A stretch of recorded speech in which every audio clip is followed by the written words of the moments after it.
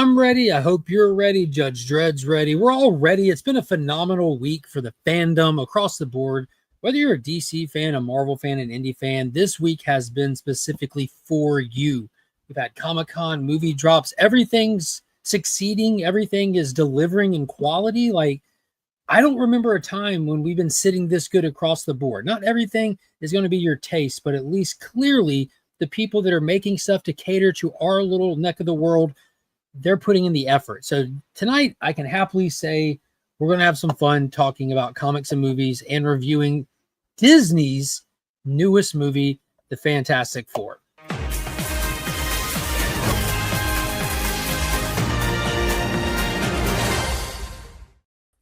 So me and Paul were hanging out behind the restaurant, and next to the trash can, we heard a noise, and lo and behold, we found the stray. He's been missing, but he's found now. DJ Links is joining us tonight.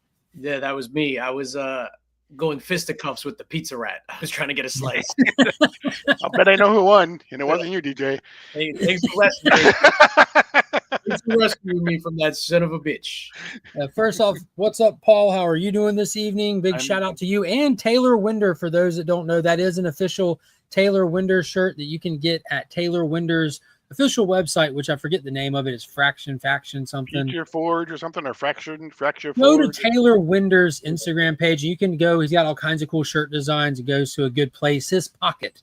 Failure Force. That's it. Good call. Failure. There you go. Yeah, it supports a good cause. Taylor's Pocket.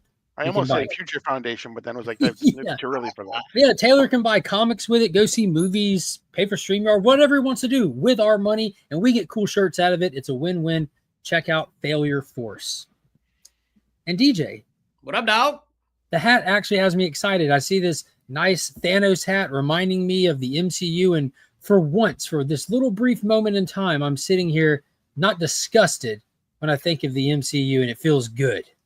Yeah, I was so glad that no one drowned in a skyscraper. Yes. You know what's so funny about you saying that? I was trying to support one of the homies. They had mentioned that on their show that they were going to be, they always like do a movie spotlight, and they were spotlighting Wakanda Forgettable. And I popped on the stream just to support, drop some comments while I had some free time. And I messed up and I went back to it and listened. I was listening to all these rave reviews of that movie, and I'm like, none of this is accurate. I just wanted to crawl through every now and then you just want to crawl through the YouTube and just argue with people. At least I do. I love arguing. That movie was god awful. Yeah. If anyone was going to drown in a skyscraper, it would be in a movie with people the size of skyscrapers, which Fantastic Four has. Oh my God. No drownings. No drownings. Unfortunately, no drownings. Maybe drowning in tears? Maybe, yeah. But how are you doing? How's your summer? I'm doing good, man. Thanks for asking. I'm on a little hiatus from the YouTubes. I only come out of retirement for you because I love you and Paul. Yeah, summer's going good. Vacation, traveling a lot. I still got some traveling in the next couple of weeks. But Mrs. Links yesterday asked me, as the Fantastic Four, we're waiting there for the movie, and she was just like, "You seem not stressed." And I was just like, yeah, I'm just relaxing, just chilling.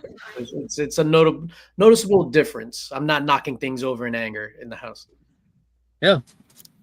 You know, I think everybody was holding their breath going into this movie. I know a lot of us were no different with Superman. I'm not discriminating against the two companies right now. Both of them had lost the overall trust in the audience. That was no secret with DC, and some people were in denial with the MCU, but not many people anymore.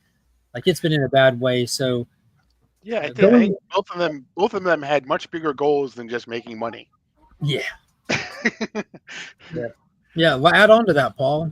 Yeah, I mean, it's like, both of them, like with Superman, they needed to, kind of be the foundation for springboarding the whole DC universe that James Gunn has, and for Fantastic Four, it kind of just had to be the one that they're hoping is righting the ship. Yeah, they had to make an apology movie. We needed an apology. Yeah, legit. That's what it felt like a little bit. But I'm going to say hey to a few people in the chat real quick. We've got 15 people watching. I appreciate each and every one of y'all. Be sure to hit that thumbs up. White Tiger, Cool Comic Collective. Ruby G is in the building. What's up, homie? The Adventurous One, Joseph Michaels. Dude, I can happily say me and Joe's scores have been so close to each other here recently, despite me using 10-hole numbers and him only using 3 numbers. Yeah. I might switch to the 3-number scale. It seems to be accurate for the most part. At least this summer it has been. I disagree. We had Drew Manchu in here. What is going on, Drew? I got to talk and hang out with Drew for a long time. I think it was Thursday night, and I can happily say, man, I fully agree with his takeaway, what he was telling me about the movie without the spoilers and stuff. Right there with you, man. What is going on, Bryant? Hello to you. We got John's Comics with Friends asterisk. I'm still waiting for him to add the asterisk, but good to see John in here. Dope. What's up, homie? We got Pop in here. Brian LCS. Paul, when's the cutoff date? Next weekend? Brian will know for sure, but I want to say like August 5th, I think maybe August 2nd, the very beginning of August somewhere. So if y'all want a chance to nominate YouTube channels in the Comic Book Community Awards thing, Brian is hosting that. He puts it on, does all the legwork for it. Be sure to check out. You can find his Instagram page and follow all the links over there. Or just awards.org. There you go. And you're running out of time. Yep. We got John's Comics with Friends asterisk dropping 5 Legion of Comics memberships. I appreciate you, homie. What? No, I just laughed at the asterisk. Oh yeah. It should be there. It definitely should be there. But big shout out and thank you to John. Give him one of these.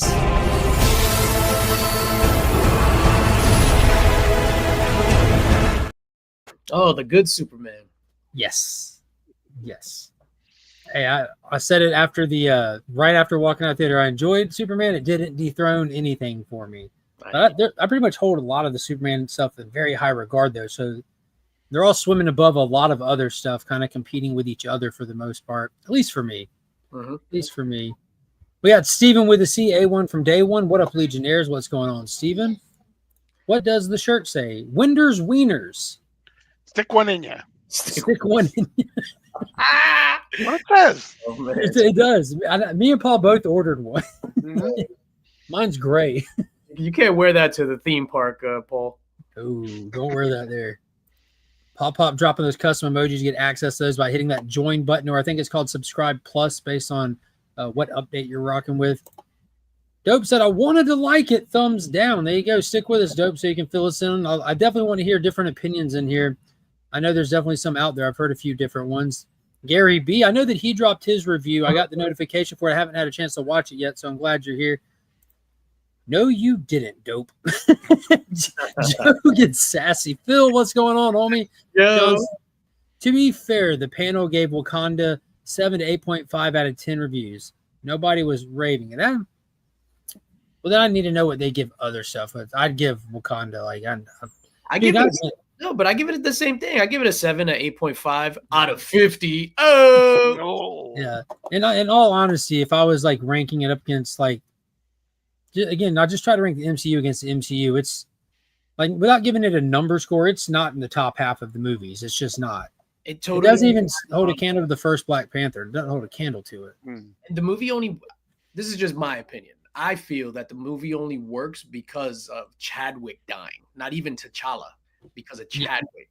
And my thing, I said it, but after that trailer, the trailer was impactful. It was emotional. It was sad. But the thing is, when the movie came out, it had been over a year since Chadwick Boseman died, and comic book fans had already picked up a whole month's worth of comics with tributes in it. We had all talked about it amongst each other, like being in the sphere versus being a normie. It hits different. So that was not a farewell to Chadwick. And for me, it was just digging up and rattling his bones. This wasn't a farewell. We've already done that. Over 365 days. Bones. Just rattling the casket. But yeah. And you remember I got to do a whole red carpet premiere event and go set up and live stream from it. I was excited for that movie, for the atmosphere. There was people dressed up in all white going in there, in the traditional mourning thing.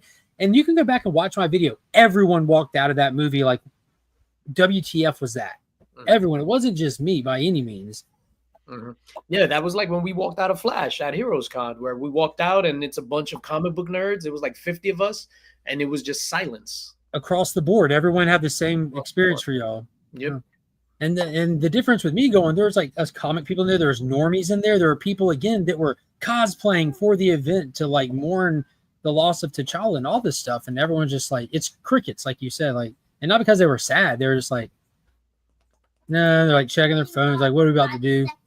I like the last Captain America and Thunderbolts better than FF4. Ooh, that's a hot take. Hot take. Hot. Diggity dope, diggity dope, diggity dope. I can see that, though, because Thunderbolts wasn't a bad movie. I can see preference coming into that. But Captain America, knowing dope, he's a big Hulk guy. Like, any Hulk is better than no Hulk for some people. Captain America 4 was garbage. Storm knocked out Power. We'll catch Rewind. Have a good show, guys. Oh, dude, stay safe. Watch out for the trains. Dropping into like and say, hello, folks. What is going on? Cliff, my main man with pots and pans. Fantastic Four is great. There we go. We got some differing opinions. I've seen Superman 9 times now, and I've seen Fantastic Four 3 times. Yourself like that, Joe? 9 Superman times. Still gets my 10 out of 10. FF 9 out of 10. There you go. I picture watching Superman 9 times like Silas from the Da Vinci Code, where he's just like hitting himself on the back. Oh, yeah. Doing the that's paying penance. Yeah, that's. So I was messing with Cliff and his in the panel. I said the challenge for tonight, because they were talking Fantastic Four, and I said the challenge for tonight is clearly going to be reviewing Fantastic Four without saying the word Superman more than twice, because they came out the same month. It's competing publishers. You just naturally want to compare one to the other. But it's kind of like when Kanye and 50 dropped their album together, like that whole competition thing. Or even like when Iron Man and The Incredible Hulk came out. They came out a few months apart, and everybody was comparing them. Yeah, very true. John, this is the thing that happened organically about a month ago, I think. And it wasn't just me doing it. Like, I think was it after Superman? I think it was after Superman. Like, Cliff was on here, Jay from Uncharted, and we were just trying to find a word to just trying to talk in terms where we could all use the same English about people that were comic book fans going in to see something as comic booky as Superman versus a general audience. And we just dubbed the term normies. So that's what it is. Right. Muggles had been taken. Muggles was taken. We did check. Paul verified. We had to pause the screen to do it. I thought that was pay homage to Norm from Cheers, who's passed. Norm. Norm. A lot of people have been passing. I saw this meme where someone had a stream. They had like Dolly Parton's name written. They had Clint Eastwood's name written. They had Morgan Freeman's name. They had a couple names written, and they were pouring salt around their names with candles. So like, the way 2025 is going, I need all the help I can get. Trying to protect them. Yeah, protect Dolly Parton at all costs, man. Some newscaster did his Clint Eastwood story years ago, and he's just waiting to get. No. They do all those things ahead of time just so that they're ready to go as soon as they. That's what they do. Yeah. I'm just super enthusiastic to have a summer with Thunderbolt, Superman 2025, and Fantastic Four 2025 all at once. Very happy about that. Yeah, don't leave out Jurassic Park. Exactly. I'd argue that's for the nerds too. Jurassic Park may come out dollar-wise the best of all three of them. For the July. Yeah. Like, let's be honest, it's July versus each other, and realistically, 2025 doesn't have a competition in it. Mm-hmm. The winner was predetermined back in 2013.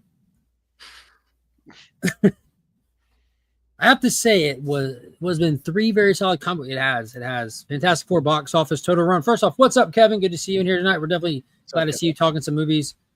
Total run prediction 5 to 6. Nice, Paul. You got some numbers for us as we get this teed up? Yes. You want to pull both of them while you're at it? Sure. People who make videos to badmouth movies they never saw, I call them big fat frauds.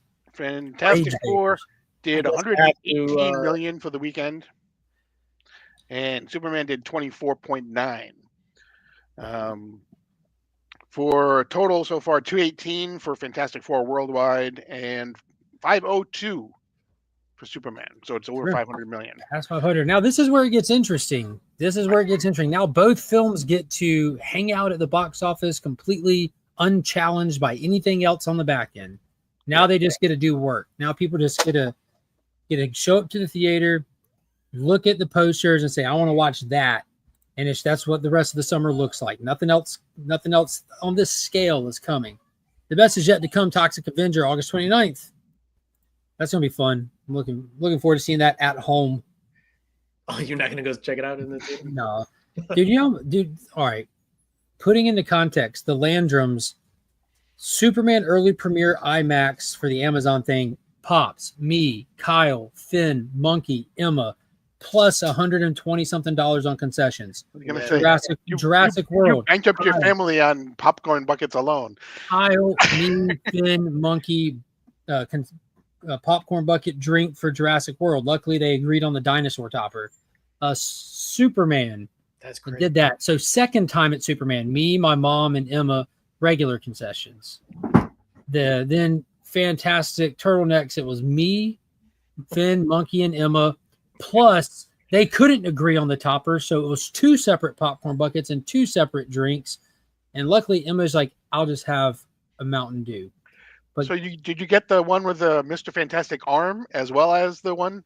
All right, so the ones at Regal I didn't see promoted anywhere. They had the full-size Fantastic car. It looked like something that could scale with 7-inch figures, chromed out, everything. It was beautiful, but the buckets that I got aren't tin, but they fit with the tins. And there's 4 different. The invisible and the blue, and then the rock, and then the red. Yeah, super cool. So they both got one of those in a cup. She got the Sue Storm topper, and he got the Human Torch topper. Luckily, they ended up being their favorite characters in the film. Nice. I just got unsalted pretzel bites. I like pretzels, and I don't like salt.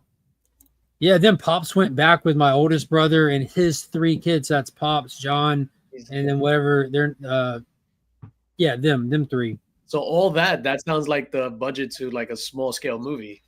Exactly. If you do the math, it's over $700.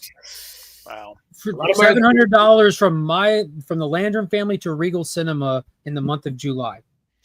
That's insane. Yeah, we don't get any popcorn toppers or anything like that. I did for Superman, but I managed to hold myself off. You had a fight with him, didn't you, to get the one you wanted? I managed to not get one for Fantastic Four, so because I really wanted one, but had to hold yourself back there, Paul. Yeah, exactly. It was like I shouldn't get that. Yeah, you're right. And I walked away. I'll take a water cup. I'm good. Yeah, exactly. Bring your own pen. Just write a 4 on it. Done. We were in AMC, and I didn't see any like special popcorn buckets or anything like that. Do they typically have them at yours?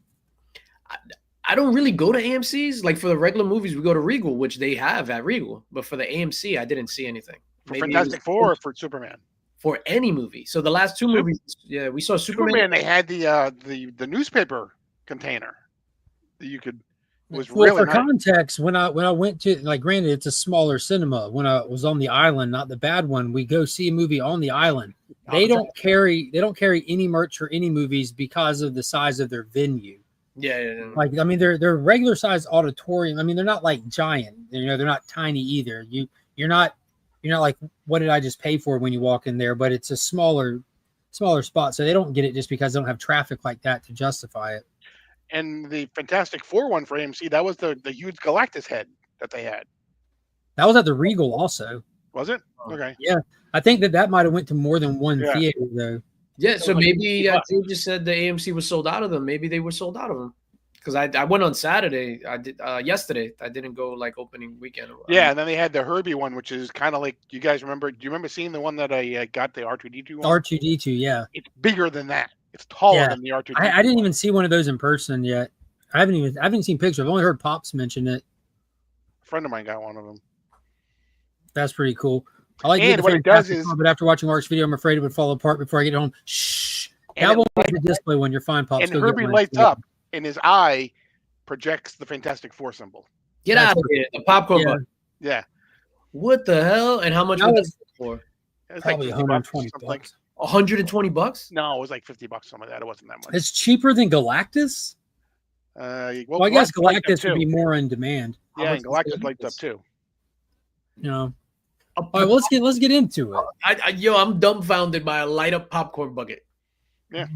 Transformers 1, they had Optimus's head. It wasn't scaled up like Galactus, but like it was made for kids to get. It's a kids movie, so even like I don't think I could get my hand into it, but the head the eyes light up. It came, you could pull the tab. It came with batteries and everything. It was just a regular price of like $30 for the bucket and drink combo kind of thing. Crazy. Like I was just fighting a rat by a dumpster, and that's fine. But a holy potatoes that lights up. So Herbie was $70. So yeah, I was pretty close. But yeah, the Galactus, the eyes light up too for the Galactus one. That's crazy, but that's dope. It's just crazy to me that it may be saving our theaters. So, oh yeah, no, 100%. I look at it like that. I look at it as the same thing as like a 1 in 100 at a comic book store. Right, Kevin, what you mean spinoff? Give me some context, homie. What you mean spinoff? What's going on, Sledge? Good to see you in here. All right. Well, Kevin, fill me in on what you mean by that, because I'm definitely curious, because David Zaslav, as of right now, is like the Warner Brothers savior compared to where we've been to where we are going. So I'm definitely don't want to, on face value, I don't want to lose David Zaslav as head of Warner Brothers. Oh, you can't. The guy just took a massive pay cut to keep this moving. He wants his money back. But let's get into it. he means it's gonna spin off and form its own company. It won't be part of Warner Brothers Discovery anymore. It'll just be Warner Brothers. Oh yeah. I think they were talking about that a couple months ago. Yeah. They're already talking about re-separating them, and they typically do it after a lot of if they're going to do it after Minecraft and Superman, because they've shown that there's value to the property. And yeah, we can do it again. We're good. We got our clout back up. Right.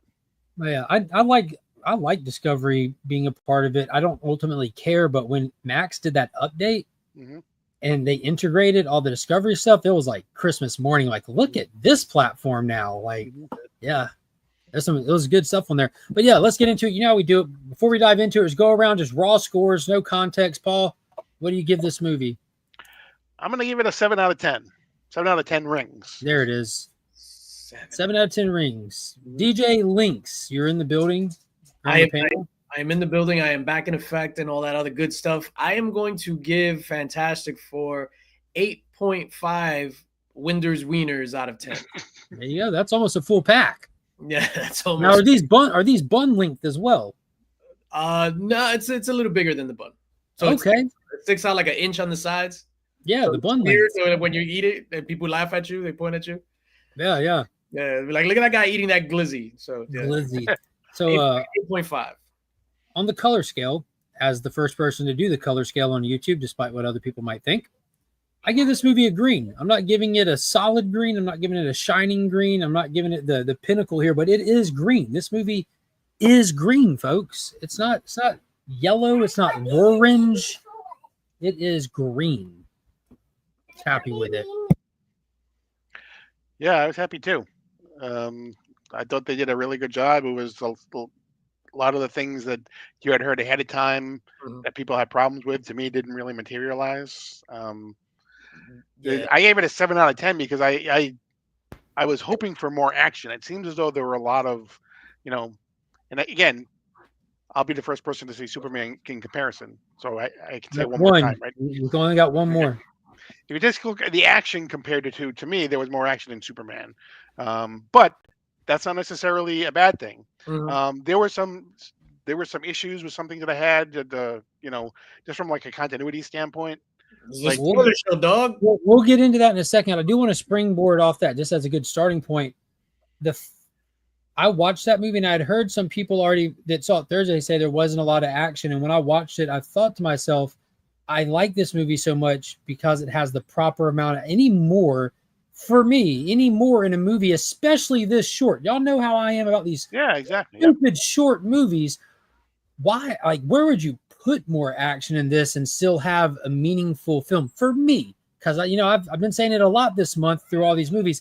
I prefer the more serious tone to these things where they feel like it takes so serious, and we needed those moments to even set any of that up for me. I felt as though there could have been more action between the Silver Surfer and the Fantastic Four in the ship. It was just a straight out chase for the most part. There could have been more. Amazing, dog. That chase. It was amazing. But I guess I thought that there could have been a little bit more in showing off some of the powers and things like that. I wanted to see more of Mr. Fantastic stretching around all over the place. Hey, yo. I mean, he got really stretched at the end. Don't get me wrong. Yeah. Oh my God. There was a little bit in there. You had him. You had him like kicking the gorilla, jumping over the rail. Just in the you had him reaching for something every once in a while. Yeah. Even in the chase scene, I don't know if you caught it, but the entire time through the pregnancy, he was elongated. Did y'all notice that? I did not. So, like, if you had the power he had and had it for years, he was on the every time you see him, a part of him is stretched somewhere else to make. Yeah, he's keeping himself completely stable, but it was just part of how he operated fluidly. I thought that was pretty cool. And man, when he got to it after Galactus, I'm like, let's fucking go. Yeah, I think just to Paul's point about the action, and to your point, Mark, about it being like the right amount, for me, it was the perfect amount. I enjoy a movie where I just get lost and I just forget about stuff and I'm just following whatever. To go into it, like, I'll be honest, I wasn't excited for this movie at all. Like Superman, I'll be the second person. I was like hopefully optimistic about Superman, and I was very disappointed in Superman. This one, I kind of like almost had given up, where I was just like, yo, this shit is gonna be trash too. Yeah, I was like enthralled by this movie. I was the exact opposite. I didn't think I was gonna like it at all, but I did like it overall. Yeah. I thought it was a good movie, and I was dreading going in to see it. I was dreading it. I wasn't dreading it. I was just like, yeah, this shit is gonna be trash, whatever. But that's why I didn't even go to see it on opening day. Like, I waited to Saturday because I was just like, whatever. And I was pleasantly surprised. I think it had the right amount of everything. One of the pieces that I'm going to skip ahead a little bit that I love. Go for it. I love the fact that it wasn't like, yo, Galactus is coming to destroy the planet. Let's go beat him up or something like that. They're scientists. Their first thing is to be like, let's go talk to him. Like, let's go figure out what this is. Yeah. Yeah, it's a problem. Like, let's just figure it out. Figure out the answer to that problem. I love that little detail right there. That shit was dope to me, that it wasn't just all like, yo, let's just beat them up and XYZ. Yeah, Gary's got a couple good points here. I want to read this. He said he loved it. Characters and cast were great. The family element was strong. Yep. Casting wasn't an issue at all. Great chemistry and great family dialogue. No forced humor. I said it. Walking out of the theater, there was zero MCU humor in this. Zero. Not a single MCU humor joke. The only moments of levity or chuckling is the natural chemistry and dynamic between this family, which you're already familiar with. You know, they all have their own stereotypes to their characters, and when you put those in interactions in a family unit, you get humor. Just like if you're hanging out with your friends or family, jokes get told. No one's writing them, no one's forcing them. Yeah, dude, it felt like a proper movie again. I don't know who wrote this. Yeah, like that, and it, like you said, it didn't feel like an MCU. Like, it didn't follow the MCU formula. Which is like, yo, and again, they kick things off with Thunderbolts that had those deeper themes and stuff, and like this carried over the family element. I love the family element and all that stuff. It got a little heavy-handed. I expected Vin Diesel to come out at one point and just yell family. But that's what this is supposed to do, for being honest. Right. Yeah, and then to prep for this, I did watch Fan Four Stick. Yeah. I love the way that they recap the origin, so you didn't have to sit through another 45 minutes of them going up into space and turning into who they are. That was great. Shit. What? The writer for this, his name is head writer is Josh Friedman. Recently, he also wrote Kingdom of the Planet of the Apes. He helped write the Spielberg World of Worlds. He was one of the writers on Terminator Dark Fate. Whether you like, a lot of people had a problem with that because of all female cast, but dude, that was a tough movie. But Terminator Dark Fate was all female cast? Yeah. Across the board. Sarah Connor, the Hispanic girl that was like the one that the Terminator was after, the Terminator that came back in time to save her, there was an augmented chick, Grace. Like that was one of those early gender swap films. But I love that movie. I got a soft spot for Terminator. But he's got a lot of good stuff under his belt, this writer. No other MCU movies. Yeah, and the guy who directed it, Matt Shackman, he did. He was a showrunner for WandaVision, and he directed a lot of the Game of Thrones stuff too. So it makes sense. This is what happens. You're telling me that if you actually go and get a qualified writer, that you can get a good film? Is that what you're trying to tell me, Paul? Who knew? Crazier things have happened. Wow. So is this director Matt Shackman in any way related to Matt Schatt from Saturday Night Live? I don't believe he is, no. That was one of the funniest things. Sledge says, just for my frame of reference, what do you rate the 05 Fantastic Four movie? That's the first one? Yep, that's the first one. I'll be honest with you guys, man. Like I grew up on these things. Like when that movie came out, I had been steeped in comic book stuff already for so many years. I was a teenager when it came out. I absolutely love the 2005 Fantastic Four movie. I think it's the best portrayal of these characters that we've seen so far. I think their dynamic is perfect. It's a little bit more caricature of each other. It's a little bit more comic booky, but it also takes itself serious enough. I've rewatched them all recently in the past 2 weeks. That one more than once because the kids turn it back on. But I think the only thing that they did wrong in that movie was make Doctor Doom just another cosmic storm victim versus the accident in the actual Metal Mask. But I love that Fantastic Four movie from 05. What do you rate it on a scale of? It's super green for me. Personal opinion. Critically, it's not that high. Yeah, I mean, I love Rise of the Silver Surfer. That's my favorite one. Yeah, the first one out of a 10, I would give it like a 6. But I'm probably one of the only people on planet Earth that didn't hate Fanforstic. Like watching it now with like fresh. If it was called 4 People Get Powers, like it would have been a decent movie. But because it's fantastic, it's a horrible Fantastic Four movie. Should have been called Rockman Has No Nards. He didn't have a joint, right? No. I was looking too. Yeah, AR, who's like the primary modern day Fantastic Four comic book fan that we know in this little pocket. Yeah, so a lot of people were saying that, right? But that's how this Reed was being portrayed. Like he's a scientist, like he's has no personality.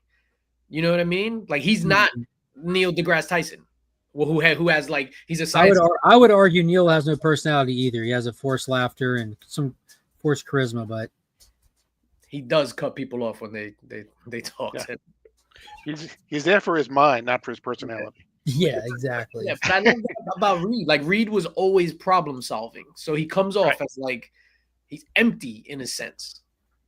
Have you seen Reed portrayed any differently than how you're describing? I think Ian Gruffold was more personable. Remember, he was nonstop at their wedding. He had the device in his pocket. Yeah, but he was still cool. He was still like personable. Like even when he was dancing in the stupid thing and all that stuff. Yeah. Yeah, like Drew just said, he's much deeper in this film. Like, I wouldn't argue that he's not deep. I would just my immediate thought on it was that his portrayal felt very one note. Whether that was intentional or not, I couldn't call it. But he had one note, and so there's at times in the film, and that's the proper note for the moment. There's sometimes in the film where it doesn't seem like it. You know, he never raised his voice, lowered his voice, spoke faster, spoke slower. It was just straight. Consistent the whole way through, which like I said, that could have been a choice. You know, it's fun, and like I enjoyed him, and I was one of the people that I feel like he was miscast. He won me over in this movie because I enjoyed the way he portrayed Reed and like what he did with the material and the writing, and as well like the other actors around him made him better. So it made you kind of understand Reed, how they were critical of him, especially when they were critical of him. Is like, yo, you thought about giving up the baby. Like I saw it in your eyes. Like and he's just like, but that's my job. Like, yeah. Now I would disagree with this. Like, I know there's like the running joke that Pedro is anything. I don't make that complaint because a lot of the stuff he's in, I don't watch. I watch the stuff I like, but I think he's a fantastic actor. I think he's an absolutely bizarre human being, but I would argue that 99% of Hollywood is. And but as far as acting chops go, I think Pedro has a lot of range. We've seen it in the Nicolas Cage movie to that weird portrayal of Maxwell Lord, which was an overly emotional person. Like not taking the movie or anything, but think about how Maxwell Lord was, like how overly emotional he was with little Alistair bit and with the stone and everything. Like that was kind of an eccentric character. So he's got range. The dude definitely has range. I'm glad he kept the mustache though. Yeah, exactly. He just this week I think he came out and said how much he hated Wonder Woman because he had to shave his mustache and he'll never do it again. Yeah, see? That might be why the movie sucked. Yeah. Did you guys notice that the guy who played Reed Richards in the Roger Corman movie was in the movie? I didn't see him in the movie. I did see that they let him go to the red carpet premiere. Yeah, he was 4 of them were at the red carpet. He was one of the newscasters on ABC and when they were showing the. Oh wow. Alex Hyde White. Yeah, they were all in the movie somewhere. I know he was one that I happened to notice, but. Yeah, man. Most of one over there's an ominous darkness to his mindset, and I see that as potential for the future of the character. Yeah, I guess I can see that because I guess that one noteness you can, if I try to like think more into it, is because he's too busy thinking about whatever we're not looking at. Like, we don't see what he's thinking about, and that's where his mind is versus what's right in front of him. But let's get into the story a little bit. I mean, this gets right into it. It starts off with this great homage presented to us in a creative way. We saw it in the trailer. Disney posted it as like an extended trailer this week on Disney Plus, where you see that intro. Now, they did take some of the elements out of the intro. They did not show Mole Man on Disney Plus. They did not show the homage to Fantastic Four 1 on Disney Plus, but you got the Red Ghost stuff in there and a couple of the other clips, Johnny, the power plant and all that stuff. But what y'all think of that creative way that they did the intro with the talk show? I really liked it. I thought it was a great way to do a ton of exposition without having to spend hours getting it in the movie. Yeah, and I really didn't want to see them get their powers again, like go through the whole cosmos thing and all that stuff. Kind of like James Gunn and Matt Shakman are right. We don't need to see Krypton exploding. We don't need to see them go up in a spaceship anymore. Yeah, we don't need to see Bruce Wayne parents dying in an alley anymore. Wait a minute, Bruce Wayne's parents died in an alley? Yeah, sorry.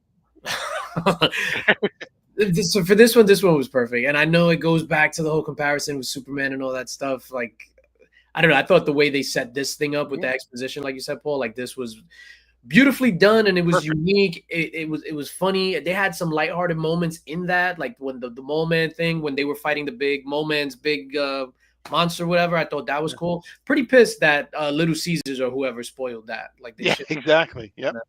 Yeah, I thought it was super dope, man. Very unique in that storytelling. And I kind of felt like, all right, if that's how they're going to do this, then maybe this is going to be a different type of movie. And luckily, like, it was a different type of Marvel movie. I was super happy with it.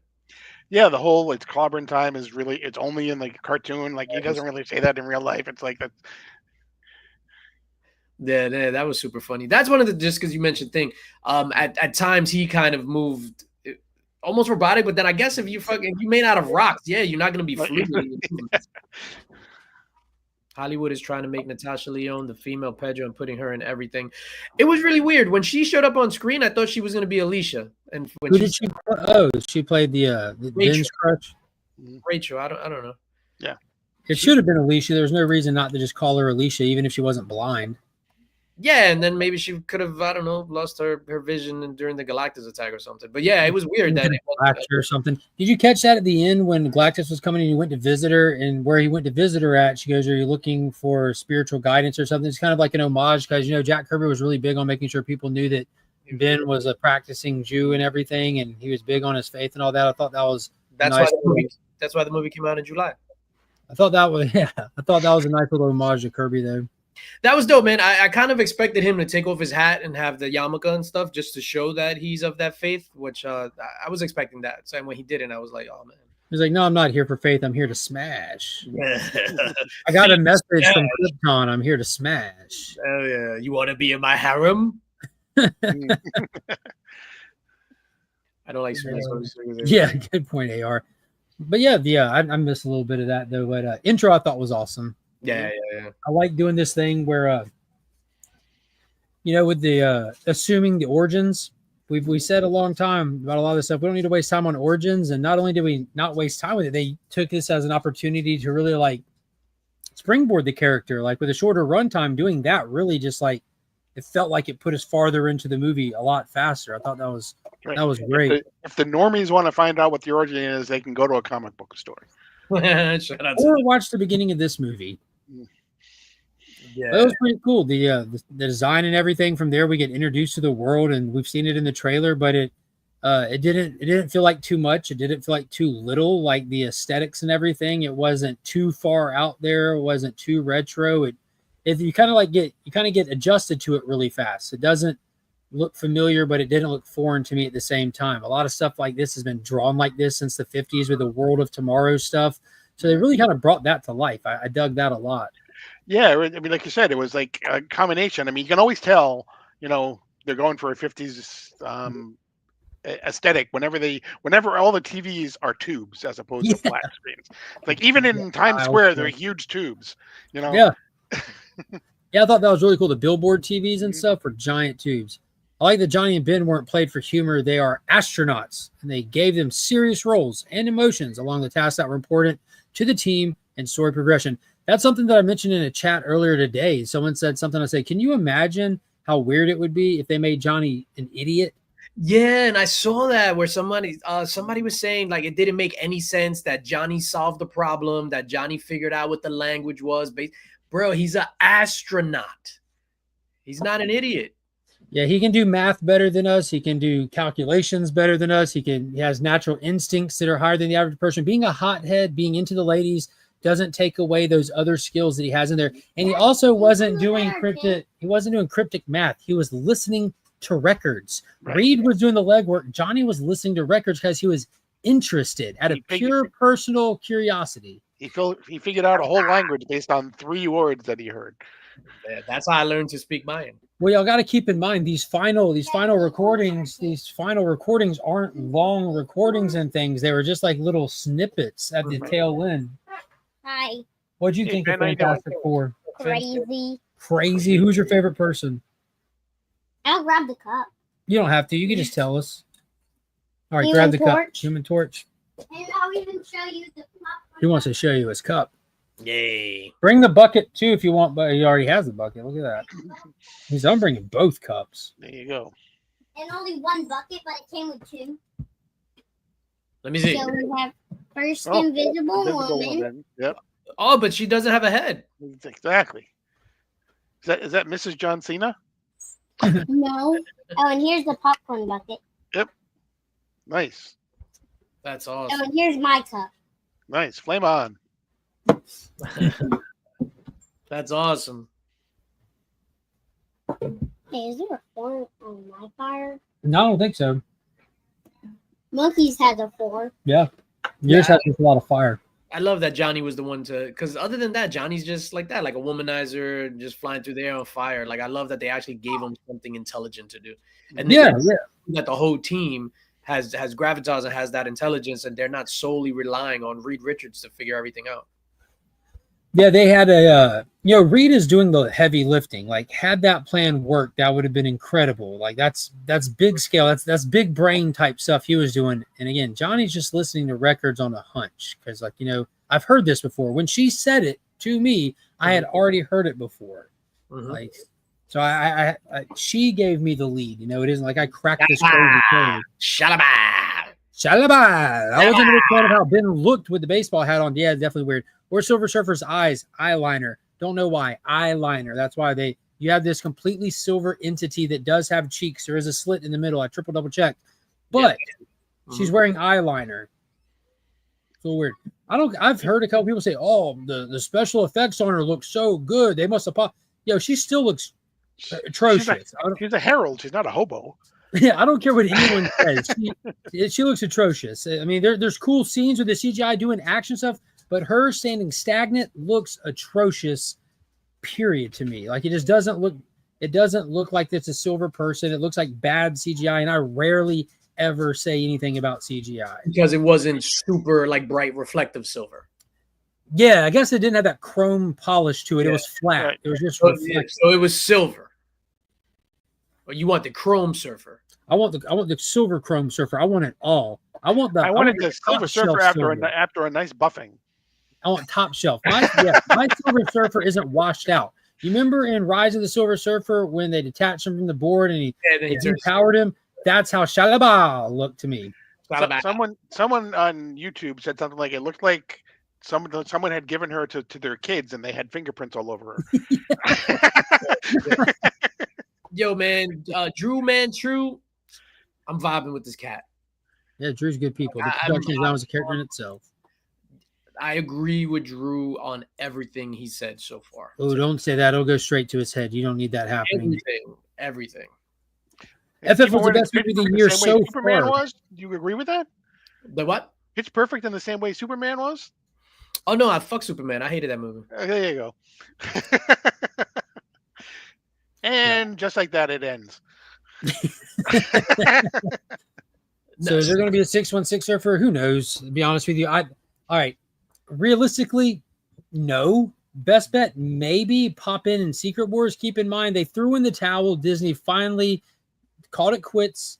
They are doing away with it. They're hard resetting the MCU. They're making plans on a full-scale relaunch starting completely fresh actors, fresh casting job. They're going to roll out the X-Men during that era instead of doing it now in this atrocious era. So, yeah, there'll be a Norrin Rad again one day. One day, yeah. It's funny because that didn't even bother me because I don't think one of the things that actually kind of I thought they could have done better and could have maybe explained why it was a female Silver Surfer was for her to maybe even kind of have a conversation with Sue or see that Sue had a baby and then it triggered something in her that way. And they didn't touch on that at all. So that's why I was just like, oh, that would have explained why it's, they chose this direction to go with Shalabal if she would do something with Sue.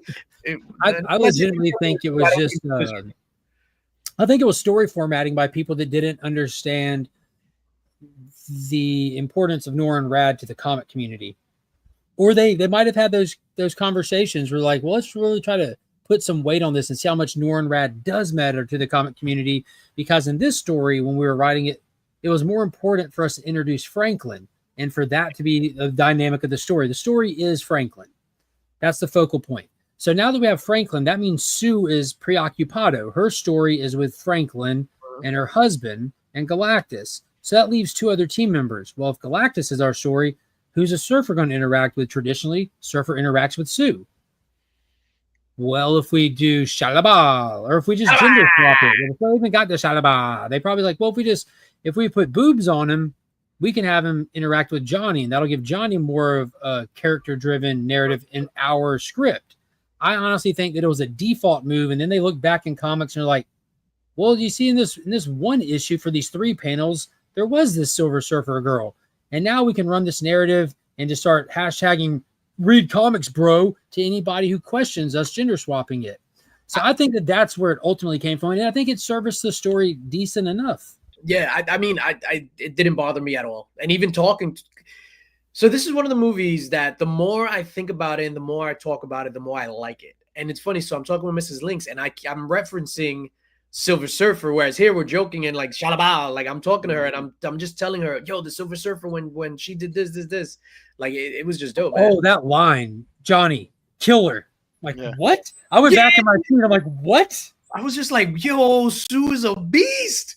Yeah, the cosmic chase scene. They like we mentioned earlier. They go out to intercept Galactus, and that whole scene when they find him and they roll up on the planet, like where is he? Then the planet starts crumbling in its core.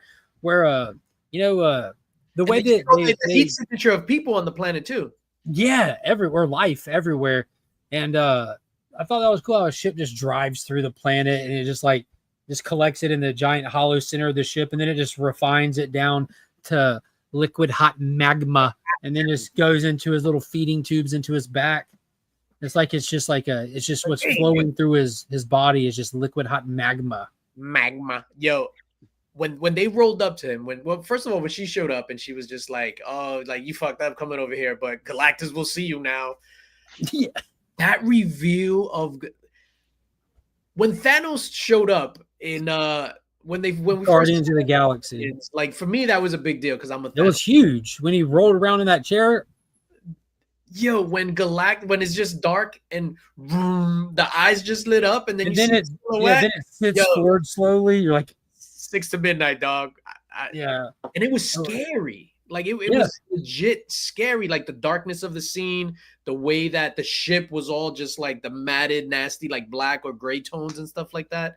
And then you had, like you said, the magma in the ship. But when Galactus like that, when his eyes lit up and he moved forward, I like popped big in my seat. I was like, I can't believe we're getting a comic accurate Galactus in a movie, which is insane. And I heard a couple of people mention they wish that they would have explained why that it kind of felt plot hole-ish with the Franklin thing, like why Galactus or how Galactus or what he intended with Franklin. Like, how does he expect Franklin just to do this? But because, again, of this ridiculously short runtime in a movie of this caliber, you have to listen close. Galactus had one line that he said, I sense the power cosmic in the boy. Like that. Yeah, that was it. That's why the power cosmic is. He's born with the power cosmic. Yeah, dude, he sounded fantastic. I like the little texture to his skin, even like he wasn't just plain human looking. Like the way the voice reverberated in the theater is crazy. And then one thing that this film had that we can all unilaterally agree that in the Marvel movies, it sucks. The score of this movie was next level, where none of the other Marvel movies have a score this great. Not since Avengers. Not even that, because with Avengers, you just have the whatever it is. Like, you just have that theme song. This it's a great theme song, though. No, but that's his theme song. Captain America had a good theme song. At least the first one did. That had a good score. Joe Johnson brought the heat with that first Captain America. I'm talking about everything in this.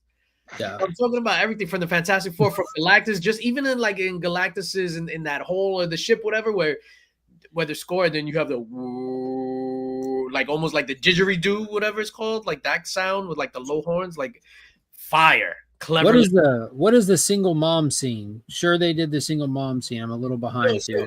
I know what Sledge is talking about, because I was talking about I wish they had like Sue and Shalabal had an interaction where they connected as far as them being mothers, and Sledge is saying they had the scene of on what the origin of Shalabal. Yeah, on Shinmu or whatever it's called. Yeah. All I know is last Tuesday, my wife took the kids to Richardson's Lake. I couldn't make it. Shout out to Richardson's Lake, great lake. So Sledge knows what I'm talking about. So I'm hoping to God that people don't see my wife when she's out taking my kids to do fun stuff while I'm busy, have to do shit. They don't assume she's a single mom, because that'd be sad. We have a strong family dynamic. We work hard to keep this house a home and make sure it's up to snuff. And sometimes it means that we have to divide and conquer. Yeah. So maybe I just assume Shalabal's husband was on the clock, and she's like, "I'll take you to the beach today." Yeah, wasn't he a botanist? Yeah, she was just at Richardson's Lake, Sledge. She wasn't a single mom. No. Julia Gardner was great in her role. Her interaction with Johnny was fantastic. Yeah, so my whole thing with her, I don't think she took away from the movie. I think the chase scene, especially through Lightspeed, that was awesome. It reminded me of Star Trek Into Darkness when the Vengeance pulled into Lightspeed was chasing. I'm like, oh snap! And it's the little. Like the little details of them, just like you can't just shoot her. You're in Lightspeed, so you have to figure it out. Like, that's brilliant. And somebody in a meeting somewhere was just like you can't just shoot her. Like, how do we that shit was amazing. And I agree with Gary, man. I thought she did fantastic in her role. 100%. I thought she did fantastic with what she had, and that whole emotional thing. Like when she shed the tear and she told Johnny, and she was just like, "F you, I'm out," and turned around and left. Yeah, that's where I don't want to say it lost the plot. I gave the movie a walkout, a 7 out of 10. I liked it a lot. And I think that's where it got a little wonky, because Silver Surfer didn't have a huge plot to play, but she was definitely a device in there for the action. And that whole scene with Johnny playing the things and her listening, it might have helped if they would have given her some dialogue in that scene instead of her just listening and then crying hysterically and flying off, and you don't see her again until she's had this huge revelation. Like, we should have had some dialogue in there to build up that. Maybe not have her cry and freak out, but have a conversation, a sense of realization, and fly off without pitching the fit. It would have made more sense. She's got a lot of explaining to do to Galactus on the other side of the universe. So I'm not mad about them not having any dialogue. Like, for me, she's probably desensitized to so many things. She's responsible for killing so many living beings. So she's just going to be like, whatever. So right there, by Johnny calling her out, she probably didn't know how to react to that, and she ran away. The size issue. Size doesn't matter. I thought that was one of the greatest reveals I've ever seen. With the first time that they see Galactus, and I am like, you know what? If I ever saw someone that was that, I would shit my pants if I ever came across someone that is that big. It was just amazing. I loved it. Yeah, no, I agree. Like that, his whole review. Yeah, exactly, Sledge. Richardson's Lake is 2 minutes up the road from me. Told you, DJ. Sledge, we might be going Friday, man. Clear your schedule. Yeah, not having Norn in that scene was a huge missed opportunity. Johnny defeating a lady surfer with accountability. Yo, it's true. Yeah, but I think she just freaked out because it's like, out of the millions of deaths she's responsible for, somebody actually called her out on her bullshit. So I think having that conversation, and obviously it's a movie, you would think that somebody would write a conversation, but her freaking out and leaving, for me, is more realistic. I think that they did better with it in the Rise of the Silver Surfer because, you know, old Doug Jones was fantastic at emoting, and Lawrence Fishburne as doing the voice was legendary. But from the first moment that you interact with Silver Surfer, you get the sense from the tone, from everything, that he doesn't want to be here, and he's sorry and he's sad because, like, that stage in his life, you know, and like you got that sense, and his natural reaction, like when the general fired the rockets, and he just sees him, he turns and puts his arm out like Mom Belt Sue Storm behind him before he lifts the board and absorbs the missile. Freaking legendary, by the way. But yeah, I agree. This Ball got an actual person to talk to. He got a cloud. Yeah, and a ball of fire with a silhouette in it. Don't write off the cloud had a ball of fire and a silhouette in it. Surfer doesn't get a sympathetic backstory until after the coming of Galactus in comics. That's fair. Hey, I heard some people, and I'm going to tell you right now, I'm the polar opposite on this. Some people are kind of like, you know, they kind of finished him too easy. Galactus was nerfed. He's this big bad. Yo, in the original comic, they tricked him with a freaking toy that didn't even work. Don't give me that bullshit. They fought him tooth and nail, costing someone their life to get him to take one step backwards. That's all that they did in this. It took everything they had to get this guy to take one magic step over a red line to beat him, not trick him with a little nullifier trick. They didn't doo-wop him. They tried to doo-wop him, and Galactus wasn't an idiot. He stopped. He caught him. Yeah, when he wants to step over the line. Yeah, he's like Predator when Predator was just like, yeah, he went around. Give me a call if you want to swim free. You can use my pool, dude. You got a 20-foot water slide. He writes yes. Yeah, we have access to numerous pools. There's something about Richardson's Lake, man. It makes me feel like I'm going back in the 1987. Yeah, I was huge in the first meeting, but wasn't as big when he hit Earth. Yeah, he was definitely smaller when he got to Earth for sure. But I think that's. I mean, I expected him to change size in the movie. I expected them to show us him changing size in the movie, not drastically, but I definitely expected to see it. You know what's funny? I thought that he was at one point was going to be like small, like change his size down to like their height, or maybe 20 feet or something like that. Just to converse with him or something. Yeah. Thing was breaking his machine in the comic when he just reviewed on my channel. Love the Earth. 828 is Jack Kirby's birthday. That's pretty cool. Bro, I love that they showed so much love to Jack Kirby. Maybe it was me. Maybe I'm wrong. But in the scene when Shia LaBeouf first shows up, when it shows everybody running, they show the interior of a comic book artist like drawing something. Was that Jack Kirby work on the side? I'm not sure. I didn't catch it. Yeah, so it was like the movie was too short for me to notice. Yeah. Well, you noticed me. What scene was it in? When Shia LaBeouf first arrived. So when they're in... Yeah, see? Yeah, Louis gets it. When before they run down, they run downstairs and it's showing everybody running to Times Square to go see it. They show the interior of a comic book artist looking out the window on that Yancey Street, and on the side there's a whole bunch of comic book art, which I think is Kirby art. That's really cool. Yeah, it's Kirby and Stan. So it was like two dudes in the room, working on the comic books. Yeah, so this movie, unlike the past 5 years, really felt like they brought it all. And that final scene, that entire fight with the actual Fantastic Four going head up against Galactus that felt like a proper comic book finale. Like, it was fantastical, no pun intended. It was wild. It, like, throwing vehicles, sparking matches, flying cars, like Reed doing the whole sprint on the buildings, have to jump on the rubble, taking a stick, trying to just open like every little thing that you can. Yeah. Then Galactus just looking at him like stretching him. Stretches, dude. I was like, oh shit. I do that with frogs, by the way. But like, yo, that was nuts to me. Obviously, when we say like when Sue died, I legit thought, like, I was just like, yo, are they really gonna do this? For a second there, I thought they were gonna do that. Yeah, that really was the same ending to. I mean, I guess that's just how it goes, right? Like you want someone to die and some power cosmic to bring him back. You have to. Some things are just going to be repeated. I immediately thought that Franklin was going to bring her back. That's the first thing I thought of. It was like, yeah, Surfer was gone. I want my MILF Sue. Nah, Sue. All right, so for me, I haven't not seen a MILF Sue. I think like Vanessa Kirby won me over in the Mission Impossible stuff. Bro, phenomenal in the Mission Impossible. Yeah, dude, I like me some Vanessa Kirby. Back when they first announced the casting, she was the only one that I thought was a good casting job. Like after the fact, I think 3 of them are really good. Out of the 6, 4 of them are really good, counting Galactus and Girl Surfer.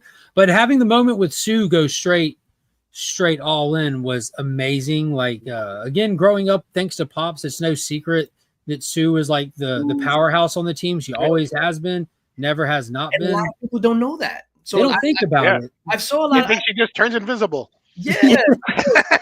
Sue is next level powerful, man. Yeah. Even we got the 2 earlier ones when you see her like really going hard and like getting a nosebleed from overdoing it. Like this, she has a lot of range. And that scene, man, when Galactus got his hands on Franklin was walking off and she just leans in and gives it all she's got and she gets him by the arm and it doesn't stop him from walking, but it's enough just to pull his arm back just a little bit and he stops and turns around to look.